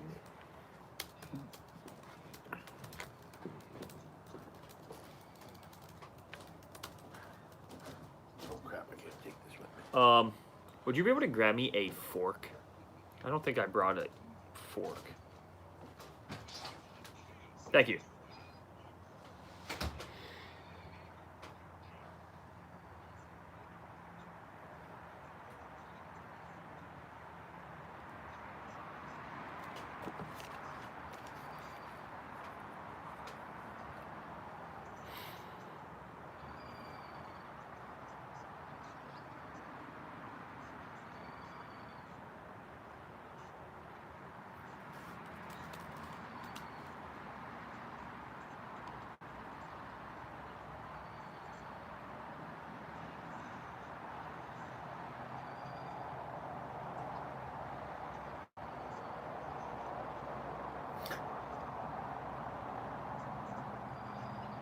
All right, so we have an interview coming up next, so I'm going to try this earphone situation again.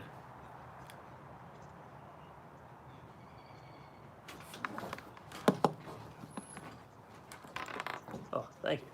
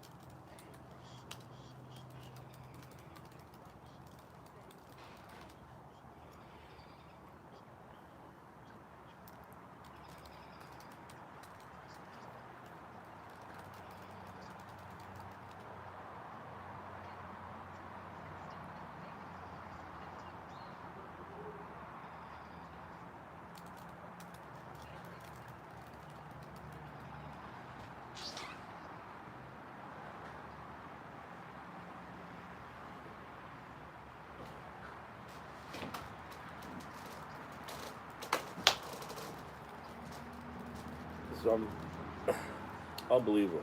They can do all this. I know. I'm hoping this works. What's that?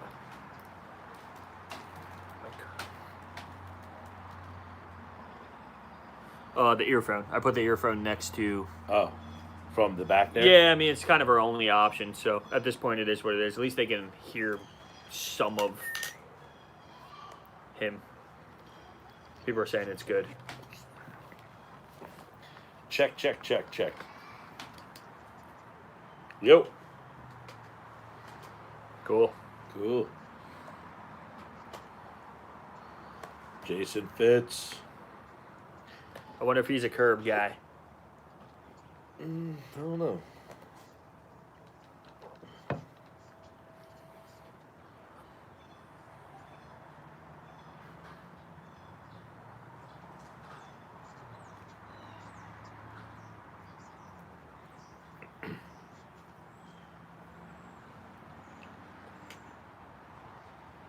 All right, Sports Bass Live today on a Thursday. We're hanging out outside of my porch here, but we'll take it till 6, and we might be outside here for a couple of weeks now. Who knows? But we're still going to have fun. We're going to still do what we do, and we're going to still do it as entertaining and informative as we know how. So far, so much happening in NFL free agency. It almost feels like nothing's changed, right? I mean, you wouldn't know that the world has kind of stopped all around us. The NFL just kept on plugging on through. And here to discuss all the stuff that's happened in the NFL, plus some NBA and some other things. There's a whole bunch to get into right now. Jason Fitz, the host of First Take Your Take on ESPN Radio, and he joins us now on the Boardwalk Honda Hotline, where we got so much going on. Fitz, welcome back, man. How you doing?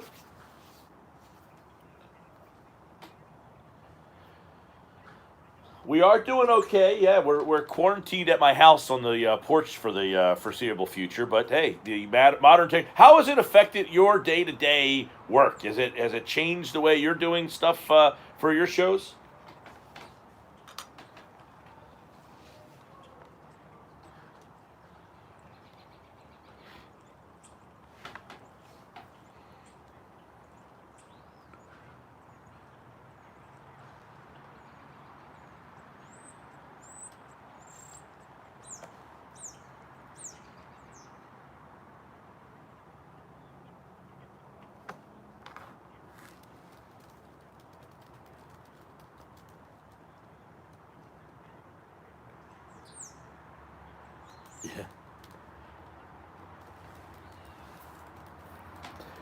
Yeah. Well, the Brady thing, I mean, this is, I saw somebody who played in the league who covers the Buccaneers say that Brady signing was almost as big as when Reggie White left the Eagles and went to Green Bay. I mean, that's how significant that Brady leaving the Patriots to go to Tampa kind of was. I mean, do you look at this as like a monumental moment in the NFL?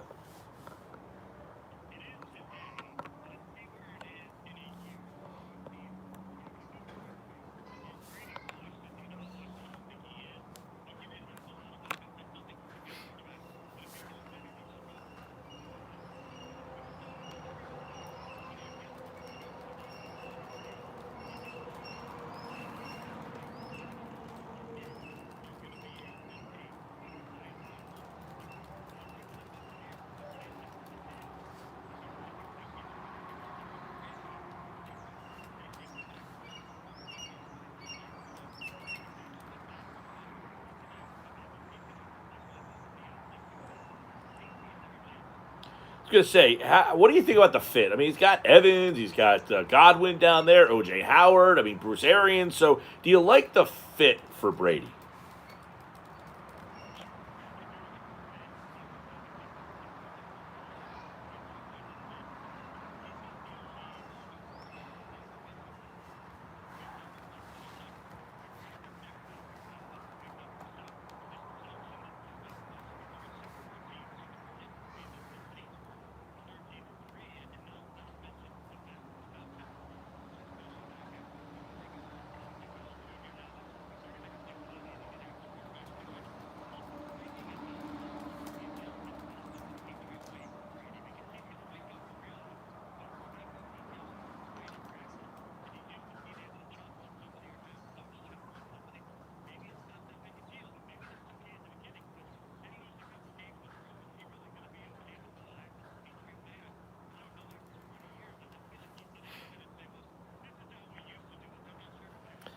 Well,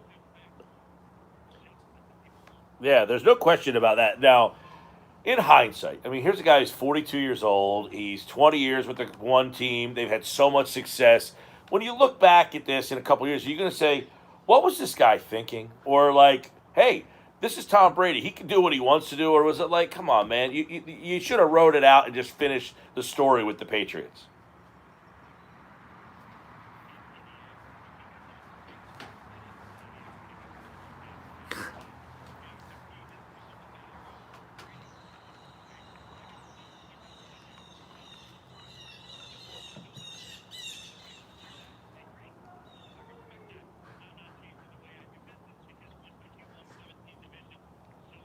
Mm-hmm.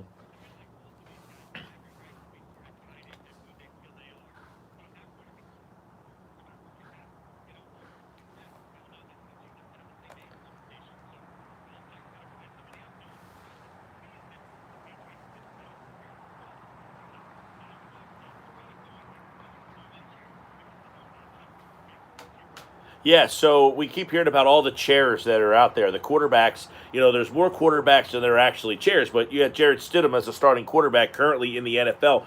Is there a guy that entices or intrigues you to now be Bill Belichick's wingman for the next couple of years?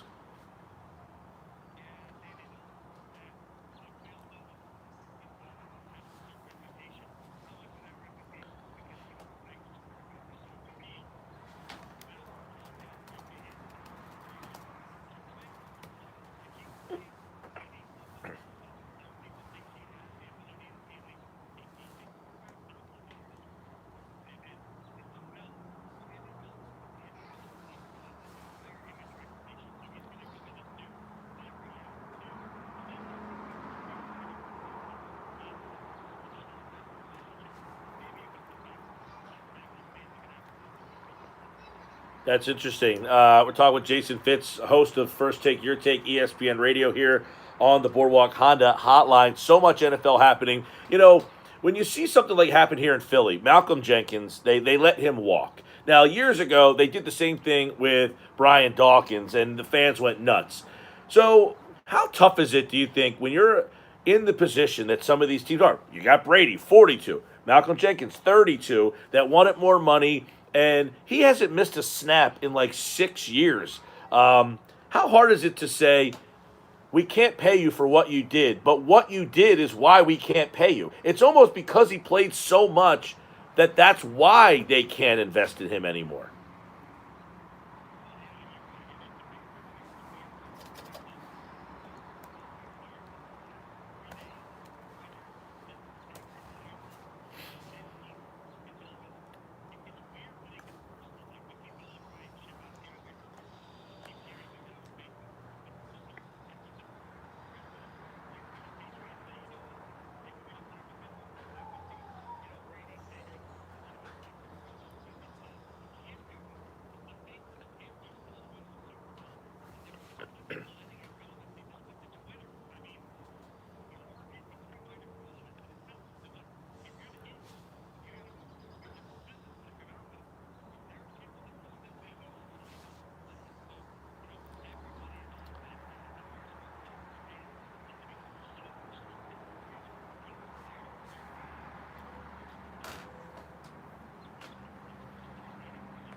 Yeah, it was such a weird day when it all kind of happened. It was like Malcolm Jenkins, he wants to stay, and then all of a sudden he's gone, and we're like waiting for the terms of his deal, and it didn't seem like a deal that was so unmanageable, manageable, I guess, for Philly to kind of do. And then they make the trade for Darius Slay. It's just been a wild day, the last 3 or 4 days for Philly. But NFL free agency going on. Other than the Brady signing, is there something that has happened in the NFL that has changed the complexion of how we're going to view the 2020 season? Lord willing, we have one.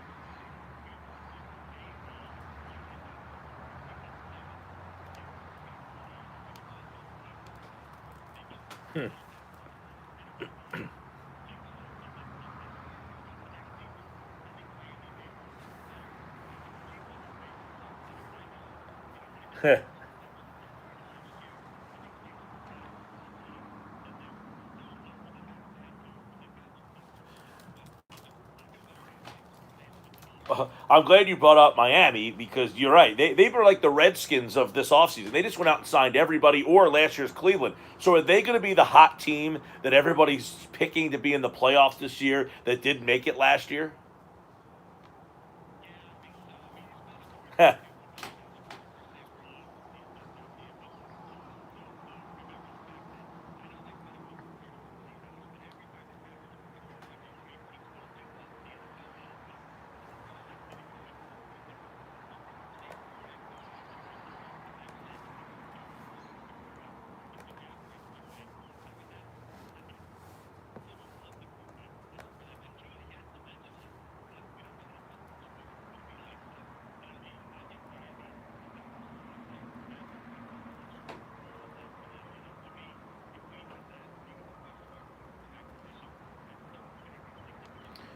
Well, and another interesting, story that's moving on is like all these, the fact that we talked about all these quarterbacks out there, but there is a possibility, I guess, that Belichick could draft a guy, or you mentioned Stidham. He was drafted last year in the fourth round. Maybe he's the guy that they feel like is the guy. But how about the fact or the possibility of Bill Belichick getting creative on draft day and moving up and doing some crazy things?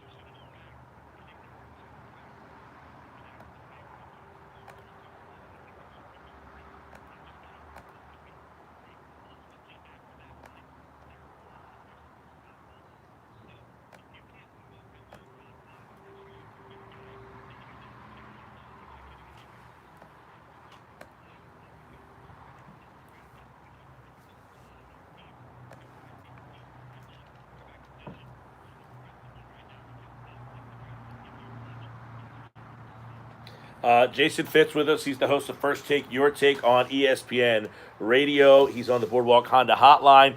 And a couple things, by the way, this just in, the Rams are releasing Todd Gurley, so he will be a free agent. So that's another name that's going to be out on the market soon. But I wanted to switch over to the NBA real fast and what's happening with them. They're in their season. They don't know when they're going to be able to come back. But do you think this could be the template and the precursor of us seeing the NBA as we know it change its calendar?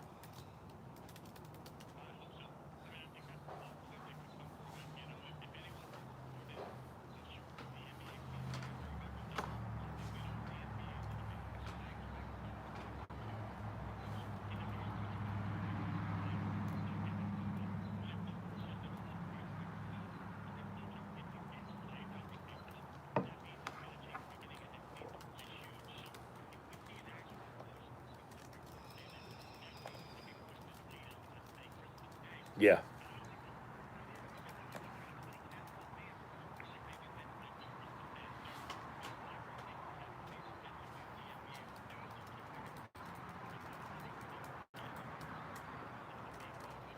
Right. Well, that's what his name is escaping me. The owner of the Hawks, didn't they present to say, "Hey, why are we competing with the NFL? Let's start on Christmas and just that's the way our league would just be from now on. Why play?" And then we had a sports business guy on the other day who brought up an interesting point, which was, look, these regional sports networks, they want those games on in October and November because they don't have anything else on. So that's another slice of the pie that I guess gets kind of swept under the rug.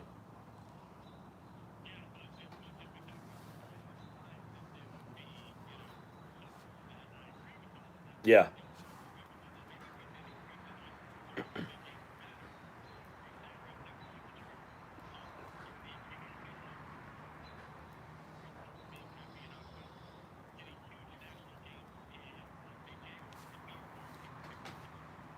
All right, Jason Fitz. Now, I've seen that ESPN, the Ocho, is coming back, and your mug is in the ad for it. So, which of these events is your marquee event? Is it the Stupid Robot Fighting League, the 2019 Jelly Marble Run, the Cherry Pit Spitting? Which one are you a big fan of?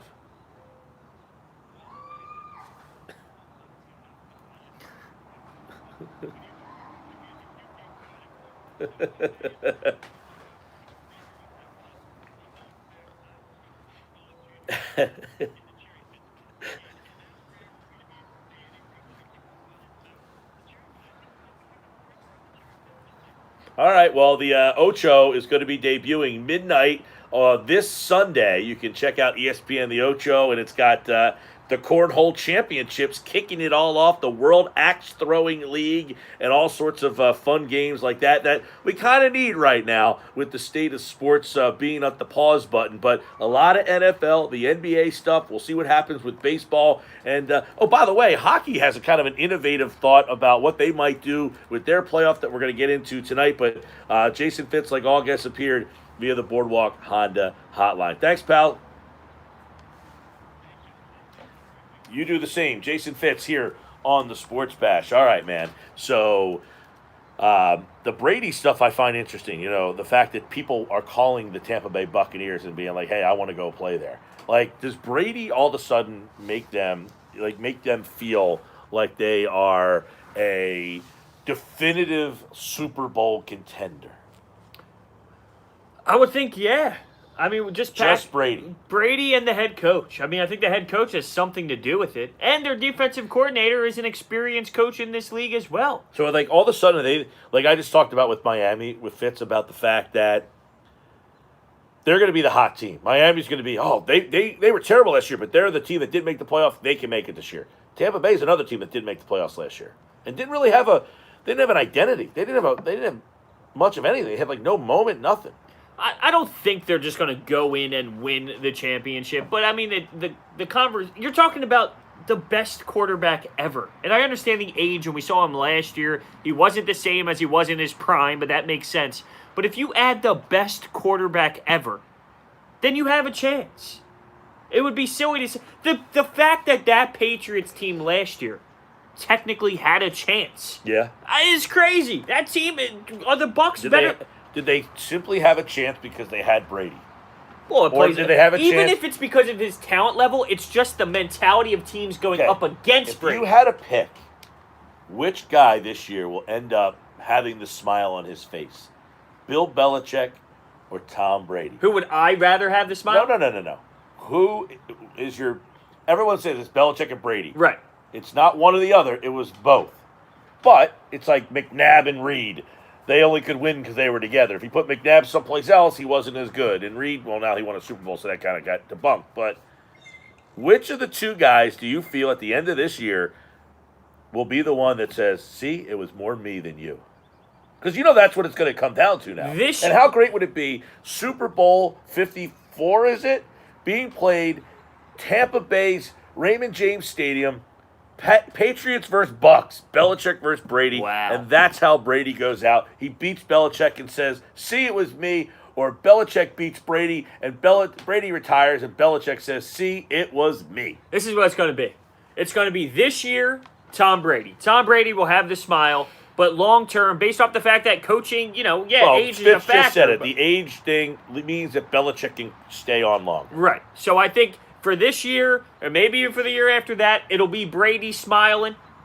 But in the long run, when Brady retires, if he ever does retire, eventually Bill Belichick will probably win again. Belichick's 68. Yeah, you don't think he has time? No, I'm just saying, he's 68 years old, so, Yeah. I mean, how much longer is he really going to Well, coach until he's 80? No, well, who knows? That guy, say he goes to 75.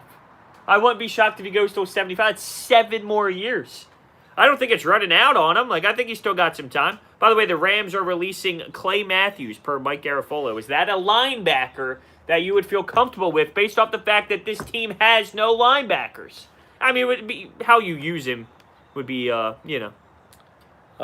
he plays DN linebacker. Like, what is he? He's kind of like a, Yeah, I mean, he's more name than he is I player. agree with you completely. Yeah. But we have no linebacker. And I feel like he is more of a D-end than a linebacker. But And the linebacker that I brought up the other day that I was interested in, his name is escaping me from the Falcons, Devontae something or another. Oh, that's right.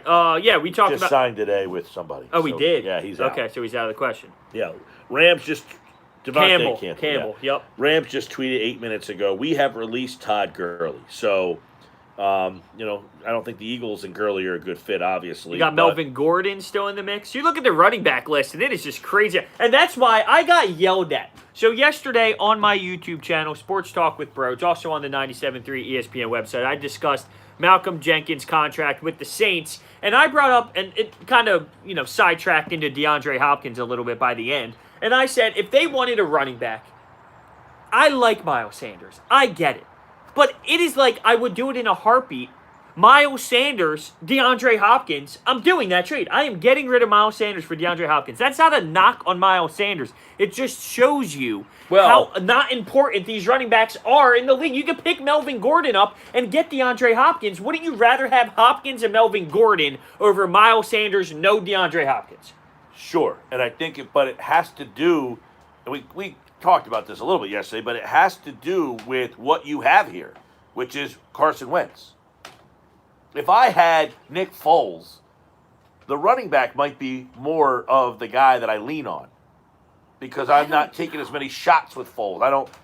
He's not a franchise quarterback. The only team I will say that I agree with you on that would be the Tennessee Titans because of Ryan Tannehill. But Nick Foles, I'd rather give Nick Foles DeAndre Hopkins than him having Miles Sanders. Maybe me and you kind of, I wouldn't say disagree on Nick Foles. I'm just saying, for years and years, and look, we don't know. We're just assuming now that Miles Sanders is like, hey, we finally found the guy. But, not that we didn't have, the Eagles have had kind of good running backs, but they won the Super Bowl without a running back. So, yes, I see what you're saying. But how many, even Jordan Howard played pretty well last year. And yes, I think you can find a running back probably easier than you can the wide receiver. And look, I said yesterday, I would trade for Hopkins. This isn't even just a wide receiver. You're talking about a legit stud, one of the would you say top 5 receivers in the NFL? If not, could you limit it to top 3? So, I think there's people that would say he's in the top 3. Yeah. Exactly. And we're talking about Miles Sanders, who is a good, fun running back to watch. But you can find these running backs anywhere. How many undrafted running backs end up finding their way into making some sort of splash? Oh, a ton. And look, if I was the Eagles and they called me and said, we want Miles Sanders for DeAndre Hopkins, I have to make the deal. Have to. I wouldn't even blink before I said yes. By the way, next-gen stats on Darius Slay. Ranks in the top 5 among D-backs in several coverage metrics when targeted as the nearest defender since 2016. And last year, the Eagles allowed a league-high 11 deep touchdown passes last year. He is number 1 in the NFL in air yards per target. So when you go at him, he's the best in the league at shutting you down. That's what the Eagles picked up today. Tight window percentage, he's 4th in the league. Expected completion percentage allowed, he is 2nd in the league. So the numbers on him, top 5 across the board. It's Football at 4. When we come back, John McMullen joins us on the other side. Don't go away. The Sports Bash is live on 97.3 ESPN, the free mobile app. And we're live on YouTube at Broads81 on Twitter. What's your YouTube channel called? Sports Talk with Broads.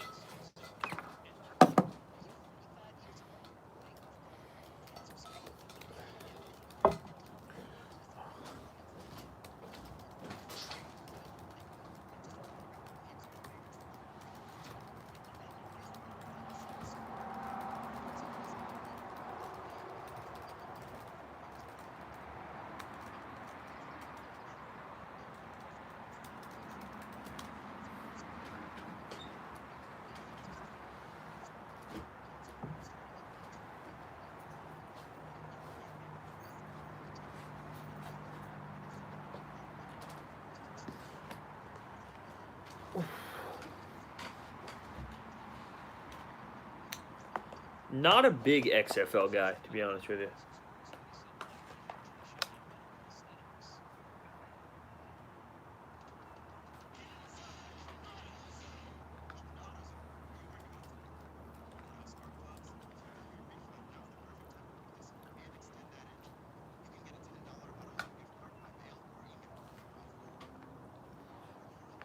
Yeah, but you can find all-pro running back potential. Way more than you can find a wide receiver.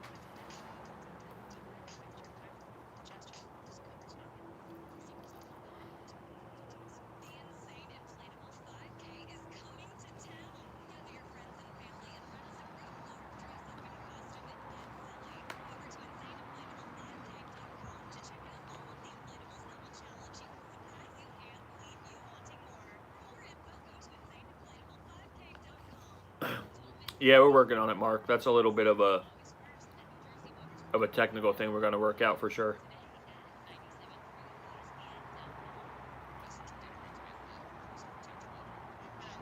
Cool. So what's going on, Josh? Anything good?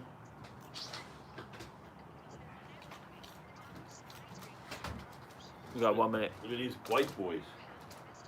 How about that? You working out in those or some loafers? Dude, when I saw them online, I was like, man, they're fresh. And then they got here, they were like fluorescent white, and I was like, I don't think I can You wear think they're too white? Yeah, these things are like fluorescent white, dude. No such thing. It's too white. I went with the AC Vikes. I got ripped for my Miles Sanders take. People fall way too in love with him, man. Because he's ours. That's what happens. He's a good player. You're talking about top 3 wide receiver, though. It's another way people can send us messages, like people with the app. If you have the app, you can send messages through the app, and it comes to like Through the text board or no? No. Okay, so it's a different section.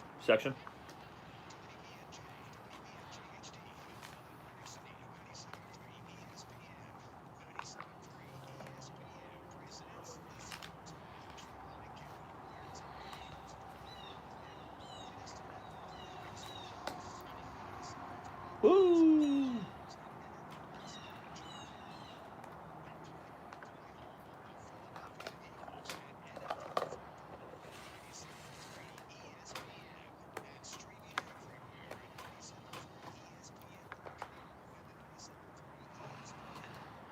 Okay, the football at 4 is back. Johnny Mac's in the house. He's on the Boardwalk Honda hotline. It's Sports Bash brought to you by Geico. You have a choice of ways you can save on car insurance. Call 800-947-AUTO, online, geico.com. Stop by the Geico office nearest you.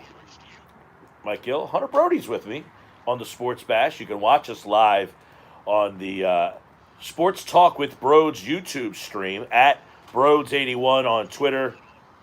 I'm at Mike Gill Show, and he's at JF McMullen, and you can hear him each and every day with Football at 4, Probably one of the more unique segments in all of radio. Nobody else does the football at 4. We created it. We talk football every day, and here we go. Plenty to get into, John. How are you, sir?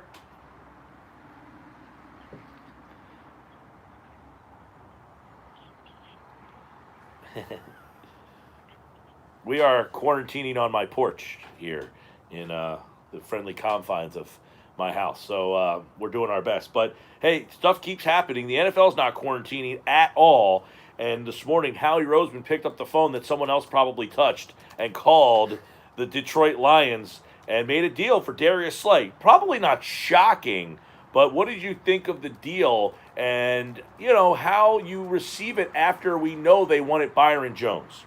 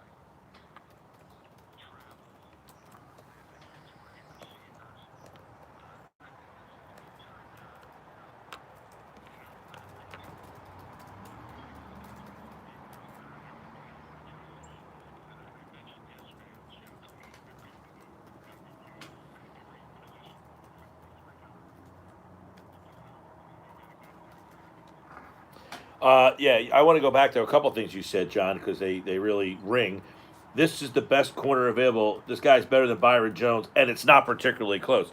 That's what we were kind of deciphering beforehand. Their plan A was Byron Jones, not because they thought he was a better player, but because they thought he was a younger player. But the money's about the same, and they got the better player, correct?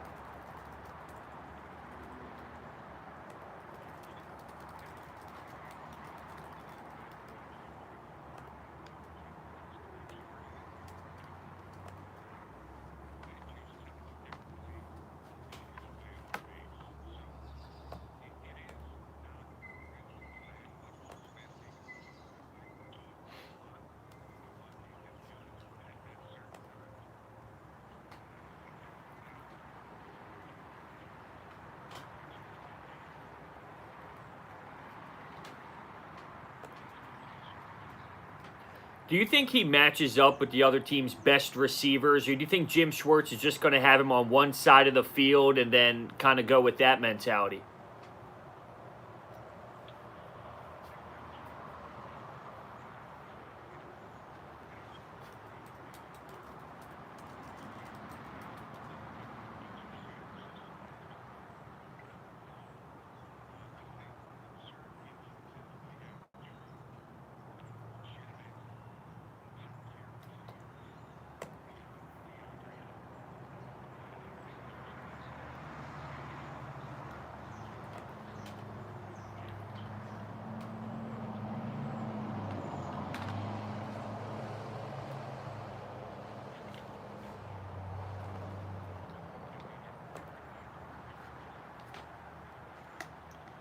John McMullen, football at 4. So they have Slay. The opposite side of him now. Is this another free agent? Is this current roster? Is this draft? How do they fill that other side? Because you feel really good about what you have on one side now.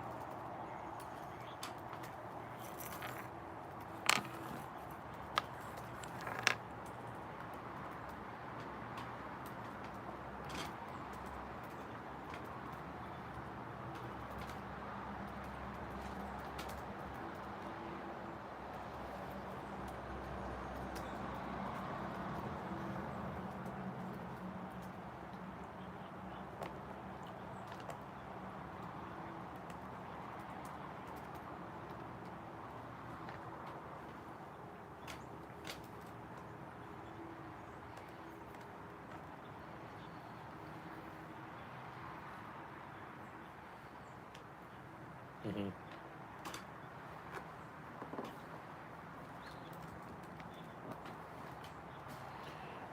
Now, let me ask you what do you think their view is at this point of Sidney Jones?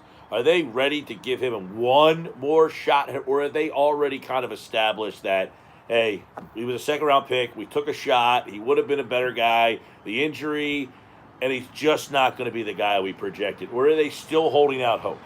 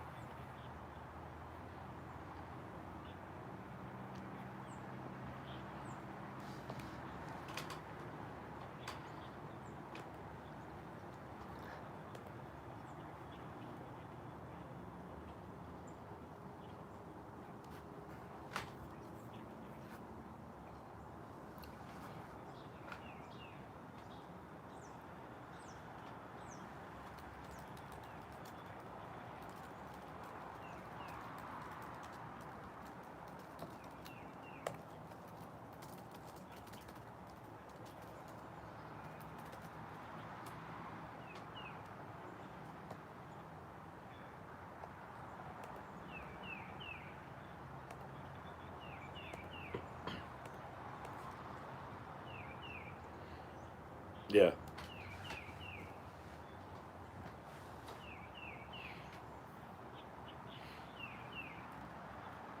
Huh.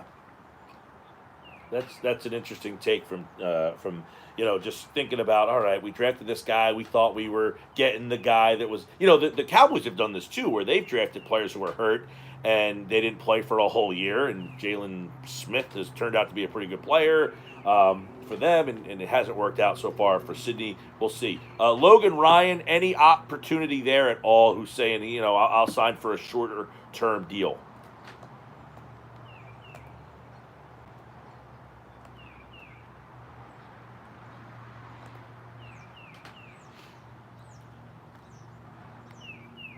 Hmm.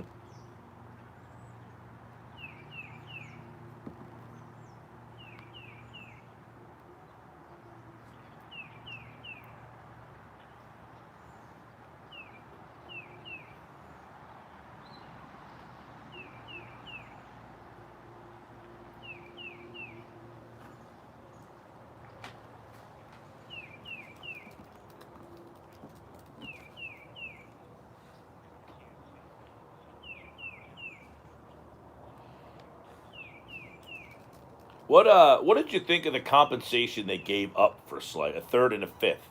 Is that whoa? They got Slay for a third and a fifth, or Howie really had it? And the third is the comp pick they got for Nick Foles, correct?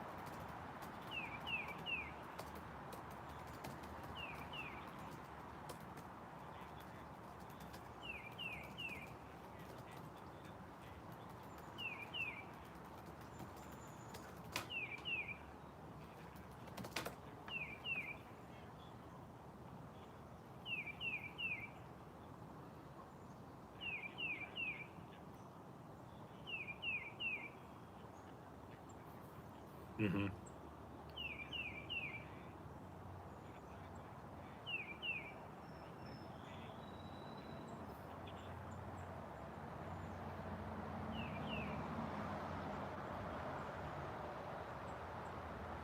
Yeah, no, I look. I said earlier we had the conversation about Yannick Ngakoue. You know, oh, they have a lot of interest, and who knows what. But I would be willing to give up a first round pick to get a 24-year-old guy who can play at his level. I mean, you're just hoping that a guy can play at 21. When I got a guy at 24 years old that I'm pretty sure that can play.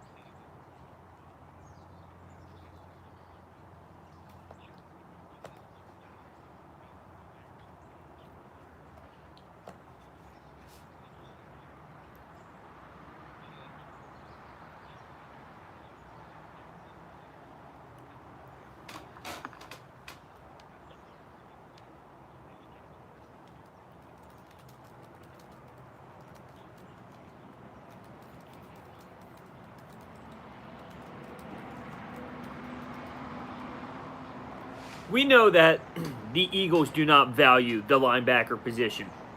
Is it possible that Nigel Bradham does not get anything and he returns to the Eagles?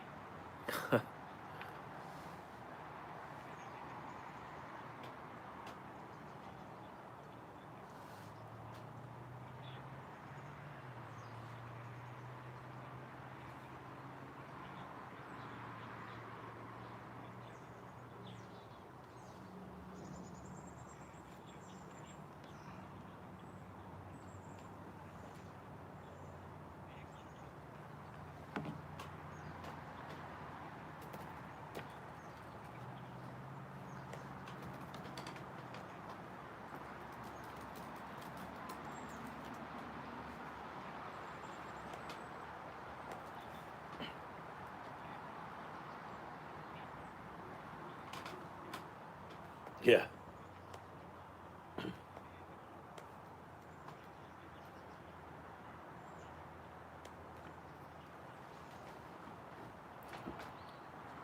All right, football at 4, Johnny Mac. So right now you got Jenkins out, you got Slay in, you got Hargrave here, you got Mills back, you got Mcleod back. And by the way, this is some crazy breaking news that just came down that Saints head coach Sean Payton has tested positive for the coronavirus as well. So there you go, another big name. Um,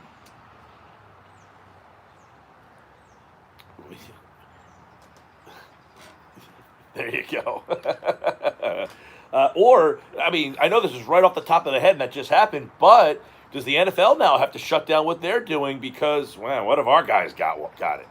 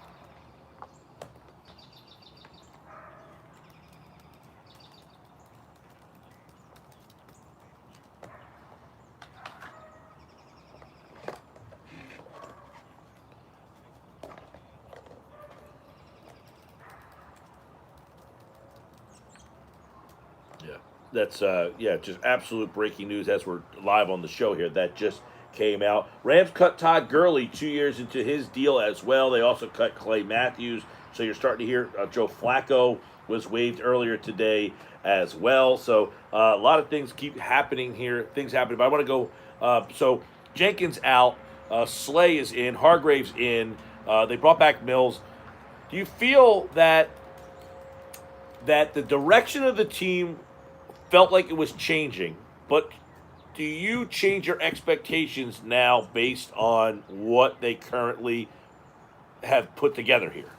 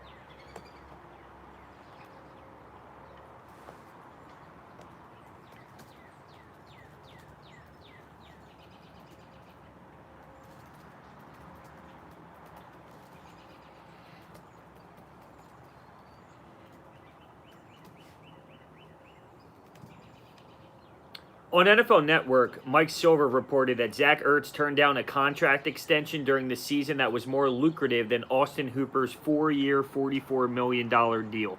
Do you have any information on that?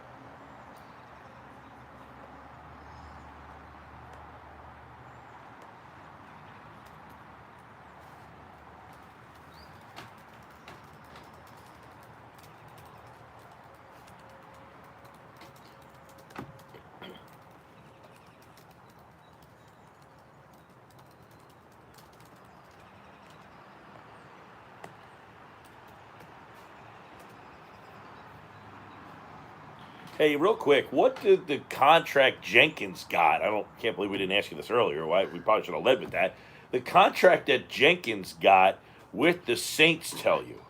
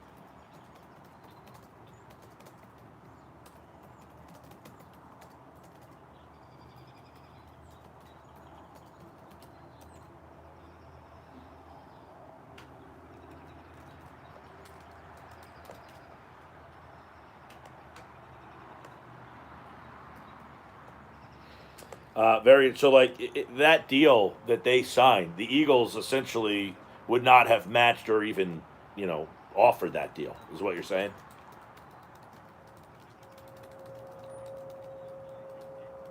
Right.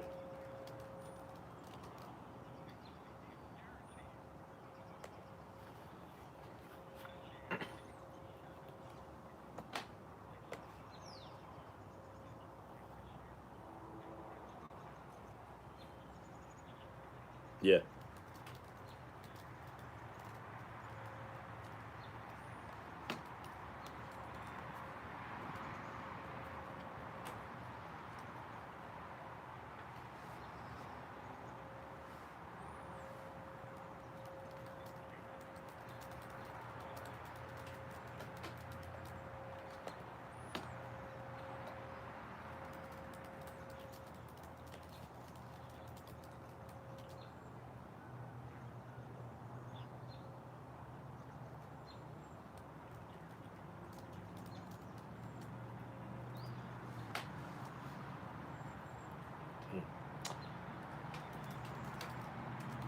He's John McMullen, football at 4, and the football continues. Breaking news: Sean Payton has tested positive for coronavirus. We'll have more on that and other stuff during tomorrow's edition of Football at 4, and who knows what Howie Roseman pulls off between now and tomorrow's edition of Football at 4. All right, pal. John McMullen, all guests appear via the Boardwalk Honda Hotline. Thanks. Yeah, man, at JF McMullen. And don't forget, 97.3ESPN.com. And now he's got work over at Sports Illustrated. He's double duty with great Sports Illustrated coverage and on our website, 97.3ESPN.com. They saw a great talent in John, and now he's national. Good for him. Yeah. He does a great job. Excellent guy. I think our Football at 4 segment, second to no station in the country does Football at 4 like that. I agree. It's fantastic stuff. By the way, report Redskins could pursue Jameis Winston to back up Dwayne Haskins. Huh. Well, what if Jameis Winston wins the battle? That's what I was thinking. Yeah, I mean, he can easily beat out Dwayne Haskins. You see the reports down there that nobody wants to play with the Redskins because of Haskins. Wow, I did not see that. Yeah. Is he a bad guy? There's a lot of receivers that are just like, I don't want to play with that guy. Wow, that's not a good look. Well, there was the whole conversation about the Redskins didn't even want to draft him to begin with. They were forced to draft him. All right, we got that. We're going to talk draft tonight with Scott Wright from DraftCountdown.com. Plus, the NHL is coming up with... Now, you have more details on this, right? On this NHL thought of what they might do when they come back. And I don't know if I like them. Everyone's got a chance? All right, we'll talk about it coming up. Sports Bash, Kevin Durso tonight at 5:30 right here on the Sports Bash Live on 97.3 ESPN, the free mobile app.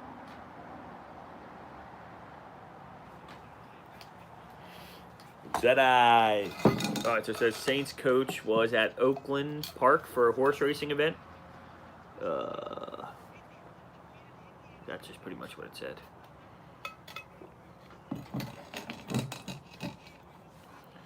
Oh, man. Aton's about spreading the awareness pretty heavily, huh? Right. He just tweeted something about it. His I don't dad- blame him for. His dad is like a doctor. Oh, okay. Maybe that's why he's really into it then. He had his dad on the radio or something talking about it. Someone I know just said the Zach Ertz stuff is getting spooky. I don't know if.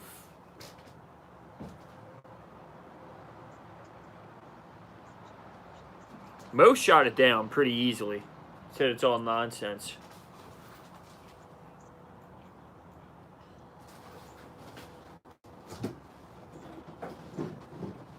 Couple of cold ones here. Nothing wrong with that.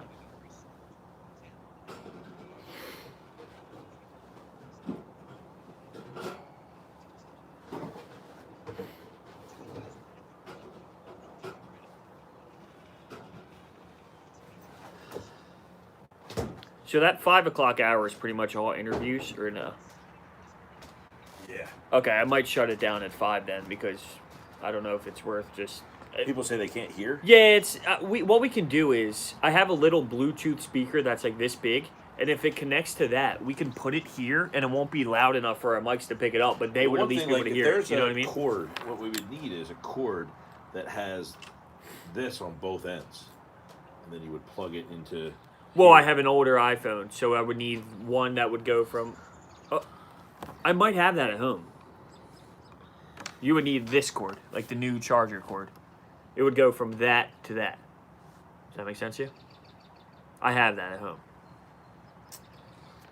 Yeah, because like this is what's on Right. this side. Right. So whatever would need to, whatever your input is on that end. Right. No, I think I might actually have that at home. I'll have to check it out.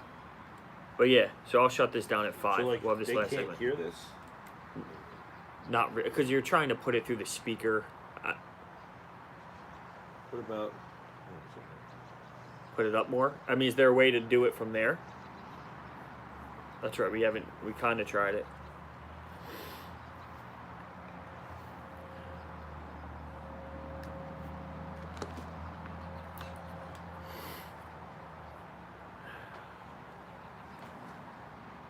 If we had that piece that we have at the station, that little where like I plug my earbuds into, Yes. that would plug into here. And then what would that do for us? It might be able to have both. Like right Well, what now. if I use that and this? Oh no, because this is the earphone piece. Never mind. Yeah, like, oh, it's pretty loud. I know, right? Where's Like, your speaker at? It's like right here. But they said it sounds better when it's on the ground. I can go back and listen to a segment with. When did we interview? This is the speaker? Yeah, we have 90 seconds. Let me see if I could go back. What time do we have Fitz on?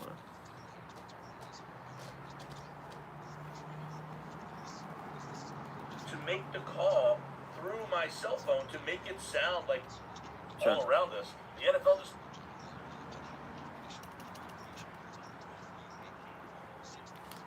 Gonna say, Yeah, you can't hear anything.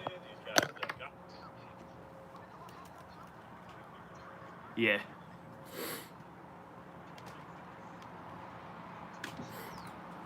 How much time, Josh? Like a minute? 40 seconds. Weird that, like. We'll play around with it. I mean, we Can't can hear make it something that work loud. for tomorrow.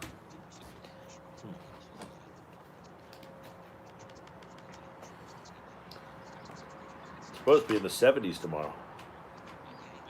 70s? Yeah. See, it's not in front of your face. Oh. What do you think I wanted to drink it? No, it's like, what are you putting right there? Just in the middle. Wow, tomorrow 70, huh? Yeah. It's a shame we don't have like a hot tub, so we can just do it from the hot tub. That'd be great. If we had the heater, I don't have any propane right now. I need to get my propane filled. Oh, there you go. All right, 434 Sports Bash 97.3 ESPN. Mike Gill, Hunter Brody. We are live now till 6 tonight. We got the. By the way, so tonight, what do you think of this whole? We're going to be airing the classic NCAA games, and tonight you probably weren't even born for this one. because I was only 2, so I know you weren't born for it. Well, yep, But do it the was math. Magic versus Bird in the 1979 NCAA championship game. We're going to air that tonight at 8 o'clock. Wow, that's a must listen.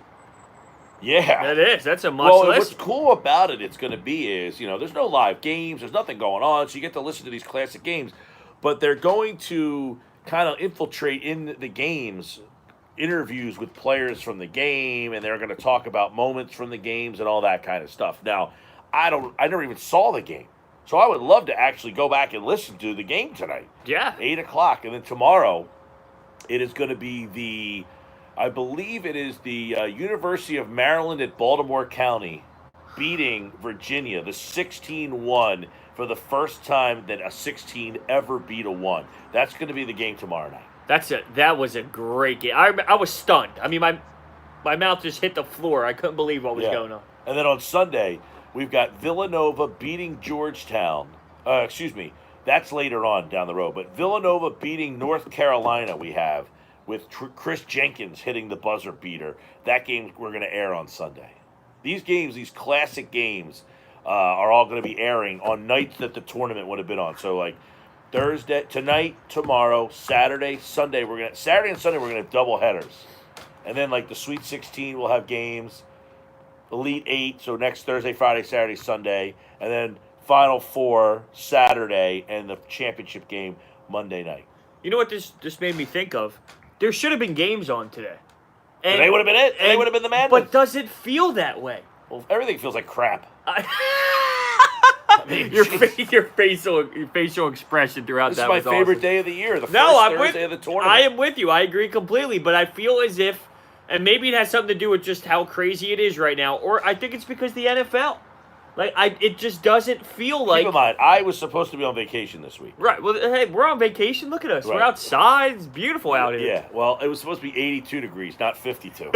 All right. I was supposed to be sitting at Surfside Tap House right now, watching the, right about the second half of the first group of games, and there's that little break around 6. 5, 6 o'clock ish. For the news. Right. Yeah. Right. They got to get the news in there. So that would have been where I'd be in Clearwater right now. I might even have been at the game. If West Virginia would have been in Tampa, I would have been at the game in Tampa today. But does it really feel that way? Maybe it does for you because you had vacation plan. But for someone like me who didn't have vacation plan, besides hanging out with my buddies with some cold ones watching all the games for 4 days straight, and then fighting over who's taking the shower when in the morning so you don't miss any games, because that's always the big argument, because we camp out the first 4 days.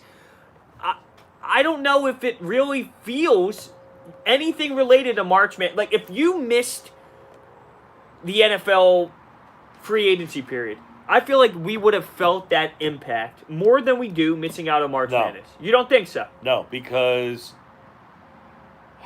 I see what you're saying, but because the NFL draft, free agency kind of just keeps on going. Like, it keeps living. So let's say they postponed it for, like, a week. You know what I'm saying? Like, if okay, well, for a week I'm thinking now. Like, I'm thinking right now with the NBA and NHL. That's kind of seems like. Put it this way. I will say, in what we're doing right now, I would trade, with everything on pause, I would trade the NFL being active right now for the NCAA tournament being on. Yeah, I would too. Yeah, because it's sports. Clearly in our area, football free agency is more impactful than the NCAA to our audience. Yeah. But the games are live and they're awesome, but it's not the same kind of conversation that you would be getting, that we would be having right now. Wait, so did I misunderstand what you said? You would rather have the NFL than you would have March Madness? I'm talking about in the climate that we're in right now. If you told me, hey, look, the NFL was shutting down, but the one thing that was still going on was the NCAA tournament. If I'm going to be working, right, I would much rather have NFL free agency to discuss than the NCAA tournament. No doubt with working, but from personal level. Oh, well, if I was on vacation and, that's a tough scenario because everything's closed and quarantined and yada, yada, yada. Like, the whole trip we do is centered around the NCAA tournament. We go, next year, I already know the dates. We're going the 16th through the 23rd. Because the tournament next year starts on the 18th. But if there were no other sports going on and it was just March Madness, I think sports talk radio would be just filled with all of the games because you wouldn't have to worry about the Sixers, Flyers, or football. It would. Every sports fan in the world would only have one thing to talk about. Yes, but so you could football break would still down be the better. Dayton versus San Jose State in the first round. Yeah, but let's be honest. You wouldn't have enough depth of knowledge to like really get Don't into question that game. me. Don't question I'm me. just saying in general, like I enjoy talking about the Eagles free agency way more than I do NCAA tournament. Even though I love the tournament, I would much rather watch the tournament. I agree with you. I understand exactly. Like if I'm doing the show, I want to build a show around free agency more than the NCAA tournament. If I'm watching one over the other, I can hold off on the on NFL free agency. No, I totally Pick it up understand. another day. And I also think that there's sometimes too with like sports and covering sports and looking at it differently. And this kind of relates because with football and the NFL, we're dived in on such a deeper level. With March Madness, you enjoy it, you embrace it, but you kind of enjoy it from a sports fan's perspective more than this radio host personality. So when I even do that with the Sixers, Flyers, like when I watch these games, I do it in such a different way now where I have my MacBook, my notes, my notepad, and I analyze it when I do a post-game podcast for the airwaves. But being able to watch a game and watch something outside of like dialing in to such a bigger level, it's more fun. It brings you back to a sports fan. And look, one of the issues is like around where we are, this Delaware Valley, there's not that college program that everybody attaches itself to for the tournament. Right. You have the Big Five. People enjoy the Big Five. Yeah, but I mean, even we're a little bit more removed from that than the city proper. Like, yeah, everybody, most of our audience, I'd say, 75% of our audience is Phillies, Eagles, Sixers, Flyers in some sort of form. You get the randoms out there that like the Steelers and the Cowboys and the Giants. You have a lot of transplants that do like the Giants around here, but the base of your constituents is the Philadelphia pro teams. The college teams, it's not the same because up there in Philly proper, people that live there typically went to one of the 5 schools or 6 schools in the city. They went to Temple or they went to Villanova. Whoa. Does Villanova count as a Philadelphia school? It's in there, okay? It's I close never enough. understood that argument. That's It's such close a enough, joke. right? You look on a map, it is 5 seconds away from Philadelphia. I mean, I don't get Right. it. You might not be in the zip code, Right. but, I mean... Well, that's like, see, not to get too sidetracked here, but when I go away and I played hockey in Vermont and Boston and all that, I say Philadelphia area. Because if I tell a kid on my team from Minnesota or Russia, well, it's technically South Jersey. They don't know what that means. But in this area, if you tell someone South Jersey who's from Philly, they look at you with this stink like, yo, you're not from the Philadelphia area. Right. So I just find that funny. Like, that reminds me of this Villanova thing. It's Villanova, it's Philadelphia area. Yeah, see, and most of the people in the city or outside in the suburbs went to one of the 6 schools or have somebody in their family that did or had some connection. That's not the case an hour south of the city. So while Villanova sometimes turns into a cool story, it doesn't have the same crescendo of them being a team in the first round of the tournament, second round of the tournament, that encapsulates this whole area to follow them. Well, what if they were in the Elite Eight, Final Four? They won the championship 2 years in a row. Yeah, but you're Or telling 2 out of 3. 2 out of 3, yeah. But that didn't spark. I mean, that would spark conversation. Not like you would think. Not like it if was. Michigan won and they had not like sports it does talk in radio. Philadelphia, which still, even in Philly, Villanova getting to the Final Four still gets kicked under the rug pretty deep down the totem pole. See, my mind first thinks, well, maybe the first time, but what about the second? But I would think the first time would create more conversation than it would the second. I mean, I remember when they made it. I know the play-by-play guy for Villanova. We had him on once or twice, but it's not like there's this like. What if it was Temple? Do you think it would be different? No. I wonder if it's because of Villanova. Because Villanova has a different view. People looking at Villanova, it's a different view. It's a richer school compared to, say, an inner city school. If St. Joe won the national championship, would it be different? No. You don't think so? I don't. I'm just shocked to hear that. I feel like it's a pretty big deal. Well, it's like people just think, oh, Penn State's the college football team in Philadelphia. Well, that's like 4 hours away, if not further. If Penn State made the college football playoffs and made a run, there's no buzz around here? Well, you have a nice base of alumni to Penn State around here. But the casual fan, I don't think cares about Penn State.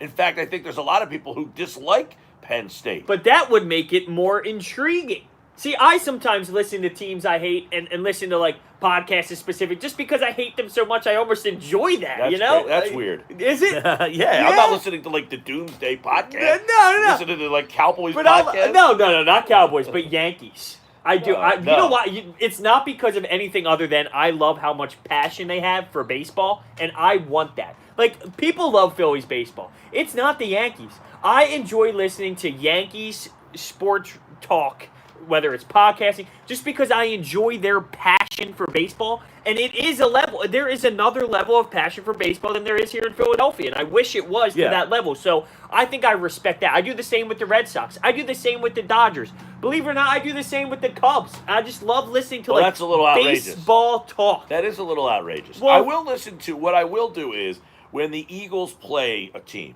I will listen to, like, if the Eagles play the Seahawks, I'll listen to 710 ESPN. On Friday or on Monday? No, I'll just check in during the week to see what everybody's, like, probably about Wednesday. So post-game or pre-game is pretty much... like no, leading up to. Okay, leading up to. You don't hear their reactions afterwards. Well, I mean, and quite frankly, if you're playing the Seahawks, it's not like I sit and watch every Seahawks game all the time, so it's kind of like doing scouting. It's like doing preparation, you know? I guess the music means we got to go. But it was a good conversation because I'm telling you, and I love college football, and I know Josh loves it probably even more than I do. I wish this area had a college football team that, Rutgers just doesn't ring the bell, It just doesn't. No, it's you're sad, right. But, nobody cares. Yeah, and Temple's not at that No, they're level. not in a big enough conference to even be on this conversation. All right, when we come back at 5 o'clock hour, Scott Wright, draftcountdown.com. He's going to talk to us about the draft because now safety, corner, we've been talking wide receiver for a while, but now it looks like we got to expand out to other possibilities. Although McMullen said 99% chance he thinks they draft a wideout. Back with more Sports Bash Live, 97.3 ESPN, the free mobile app.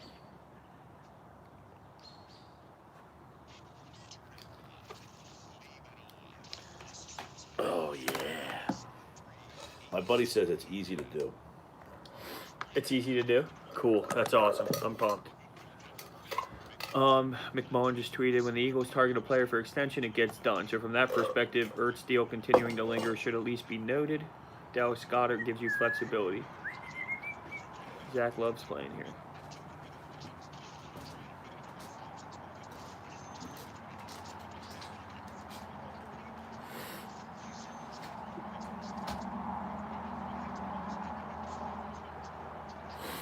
I think this might be our last segment, just giving you a heads up. Because the next segment's all interviews, and we don't have the technology right now for you guys to hear the interviews. But it should be fixed for tomorrow. No, I don't think he gets traded.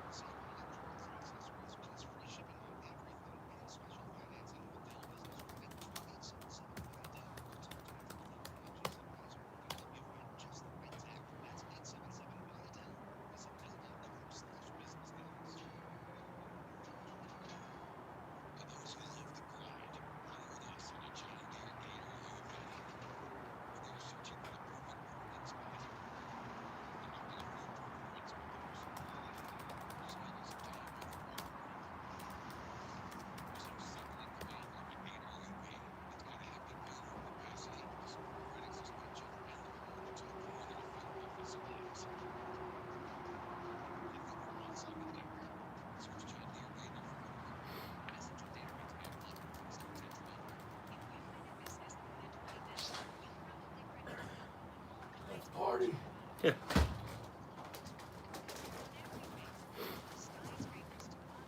Yeah, I wonder what the fix would be, he said.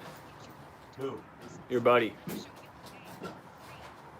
I explained what we were trying to do. He's like, that's easy.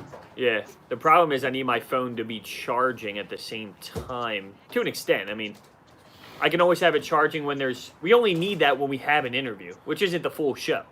So it's only when we have a This specific. thing here, so you know it's not charging anymore. How much time you got, Josh?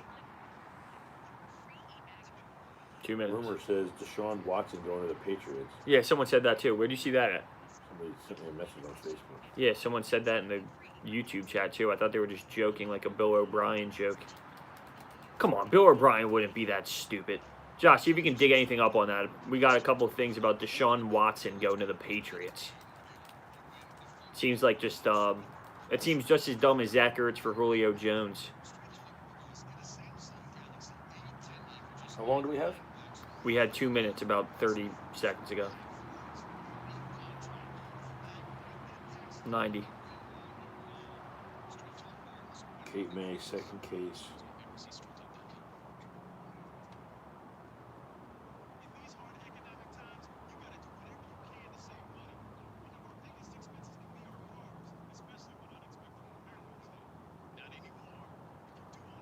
Deshaun Watson is the betting favorite to be the Patriots' starting quarterback in 2021.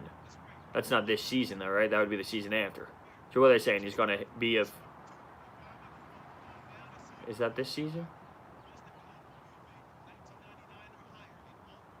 That title is so misleading. Got you all in check. 30 seconds.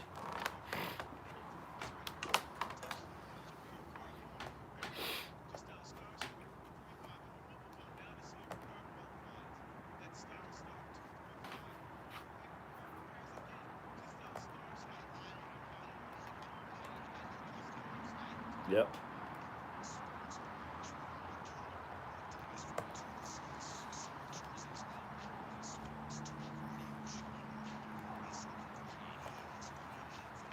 All right.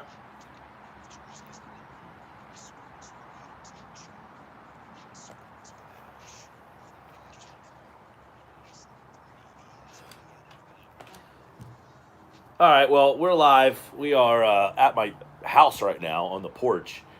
Are you getting cold at all? I'm all right. I can hang in there. I'm laughing because that reminds me of the breaking news sounder that Eitan used to always make fun of because it's like, I don't know, 3 minutes long. Yeah. So that intro to come back to break, I mean, how I don't know what it's he like, said it this was a is the glitch. best show ever. Mike Gill. Make sure you're listening to Mike Gill, the best show ever. It's like- I love it. All right, so we have a lot of free agent stuff, a lot of NFL that we've been talking about all throughout the day. Darius Slay traded to the Eagles today. John said he is definitively a better player than Byron Jones. That was one thing that I took from that football at 4 conversation. And it's not close. Right, I think we said, well, I think it's not that it's like obnoxiously different. I think they're both good players. I'd give the edge to Darius Slay, but would you rather have 3 years, well, I guess technically it's 4 years, 4 years of Darius Slay, or would you rather have more time with a younger corner in Byron Jones? But I really do think I like where they're at with Darius Slay. I think I'd rather have him. I think that Slay is the more impactful player. I can agree with you 100%. He might actually, I don't know, intercept the ball. We haven't seen a cornerback intercept a football in years. That's right. He would do things that this defense has not had. A guy who's a ball-hawking, game-changing. Look, quite frankly, Malcolm Jenkins, and I'm not ripping Jenkins. I like Jenkins, and I wish they found a way to figure it out. But what about what McMullen said? It says they didn't want him back. The Eagles are saying to us they don't think Jenkins can play at the same level anymore. And I think that's flawed. If the Eagles could have got the same contract and could have gotten out at 16.25 after 2 seasons, let me ask you this. Mm-hmm. Do you think Malcolm Jenkins has 2 seasons left of football that is worth $8 million a year? Yeah, but well, then there's no reason why you couldn't do that. The Eagles are saying that we got more than $8 million out of him, more than an $8 million player before. And if we get an $8 million player, we're just getting an average guy. We got you at the average rate, but you played like a $14 million player. So they're saying now we're going to get you for average, but you're going to give us average. Yeah. I don't know. Like we're going to pay you $8 million. You know why? Because you're an $8 million player. Okay, well, here's the okay, but here's the they're not wrong. No. We went back and forth about this at the Super Bowl, which was, at what point does he just play like just a guy? But the alternative is, you're telling me now, at this very point, because this is all we can date it off of, is what they have, Jalen Mills is now your Malcolm Jenkins. I think Jenkins' versatility is what made him the special player. He was a great player, don't get me wrong, but his versatility made him special. He'll still be versatile, but will he still have the same skill set? And now you just have a versatile guy who's just good. I was for getting rid of him if it was 12 to 13 mil. 8 mil, looking at that contract, I would have matched that contract. Well, the Eagles decided they didn't want him. All right, when we come back, stick around because Scott Wright, draftcountdown.com. We're going to go through some of the top prospects at corner, safety. How deep are those positions in the NFL draft? And we know wide receiver is a really deep spot in the draft, but those safeties and corners, is there still a guy at 21 that makes more sense than a wideout for the Eagles? They still need a corner. They still need a safety. Scott Wright, the president of draftcountdown.com, will join us next. Plus at 5:30, a wild scenario possibly for the NHL. Oh, man. Like, I have this. We do have Durso at 5:30, right? Yeah. Okay. All right, I'm just going to shut this down.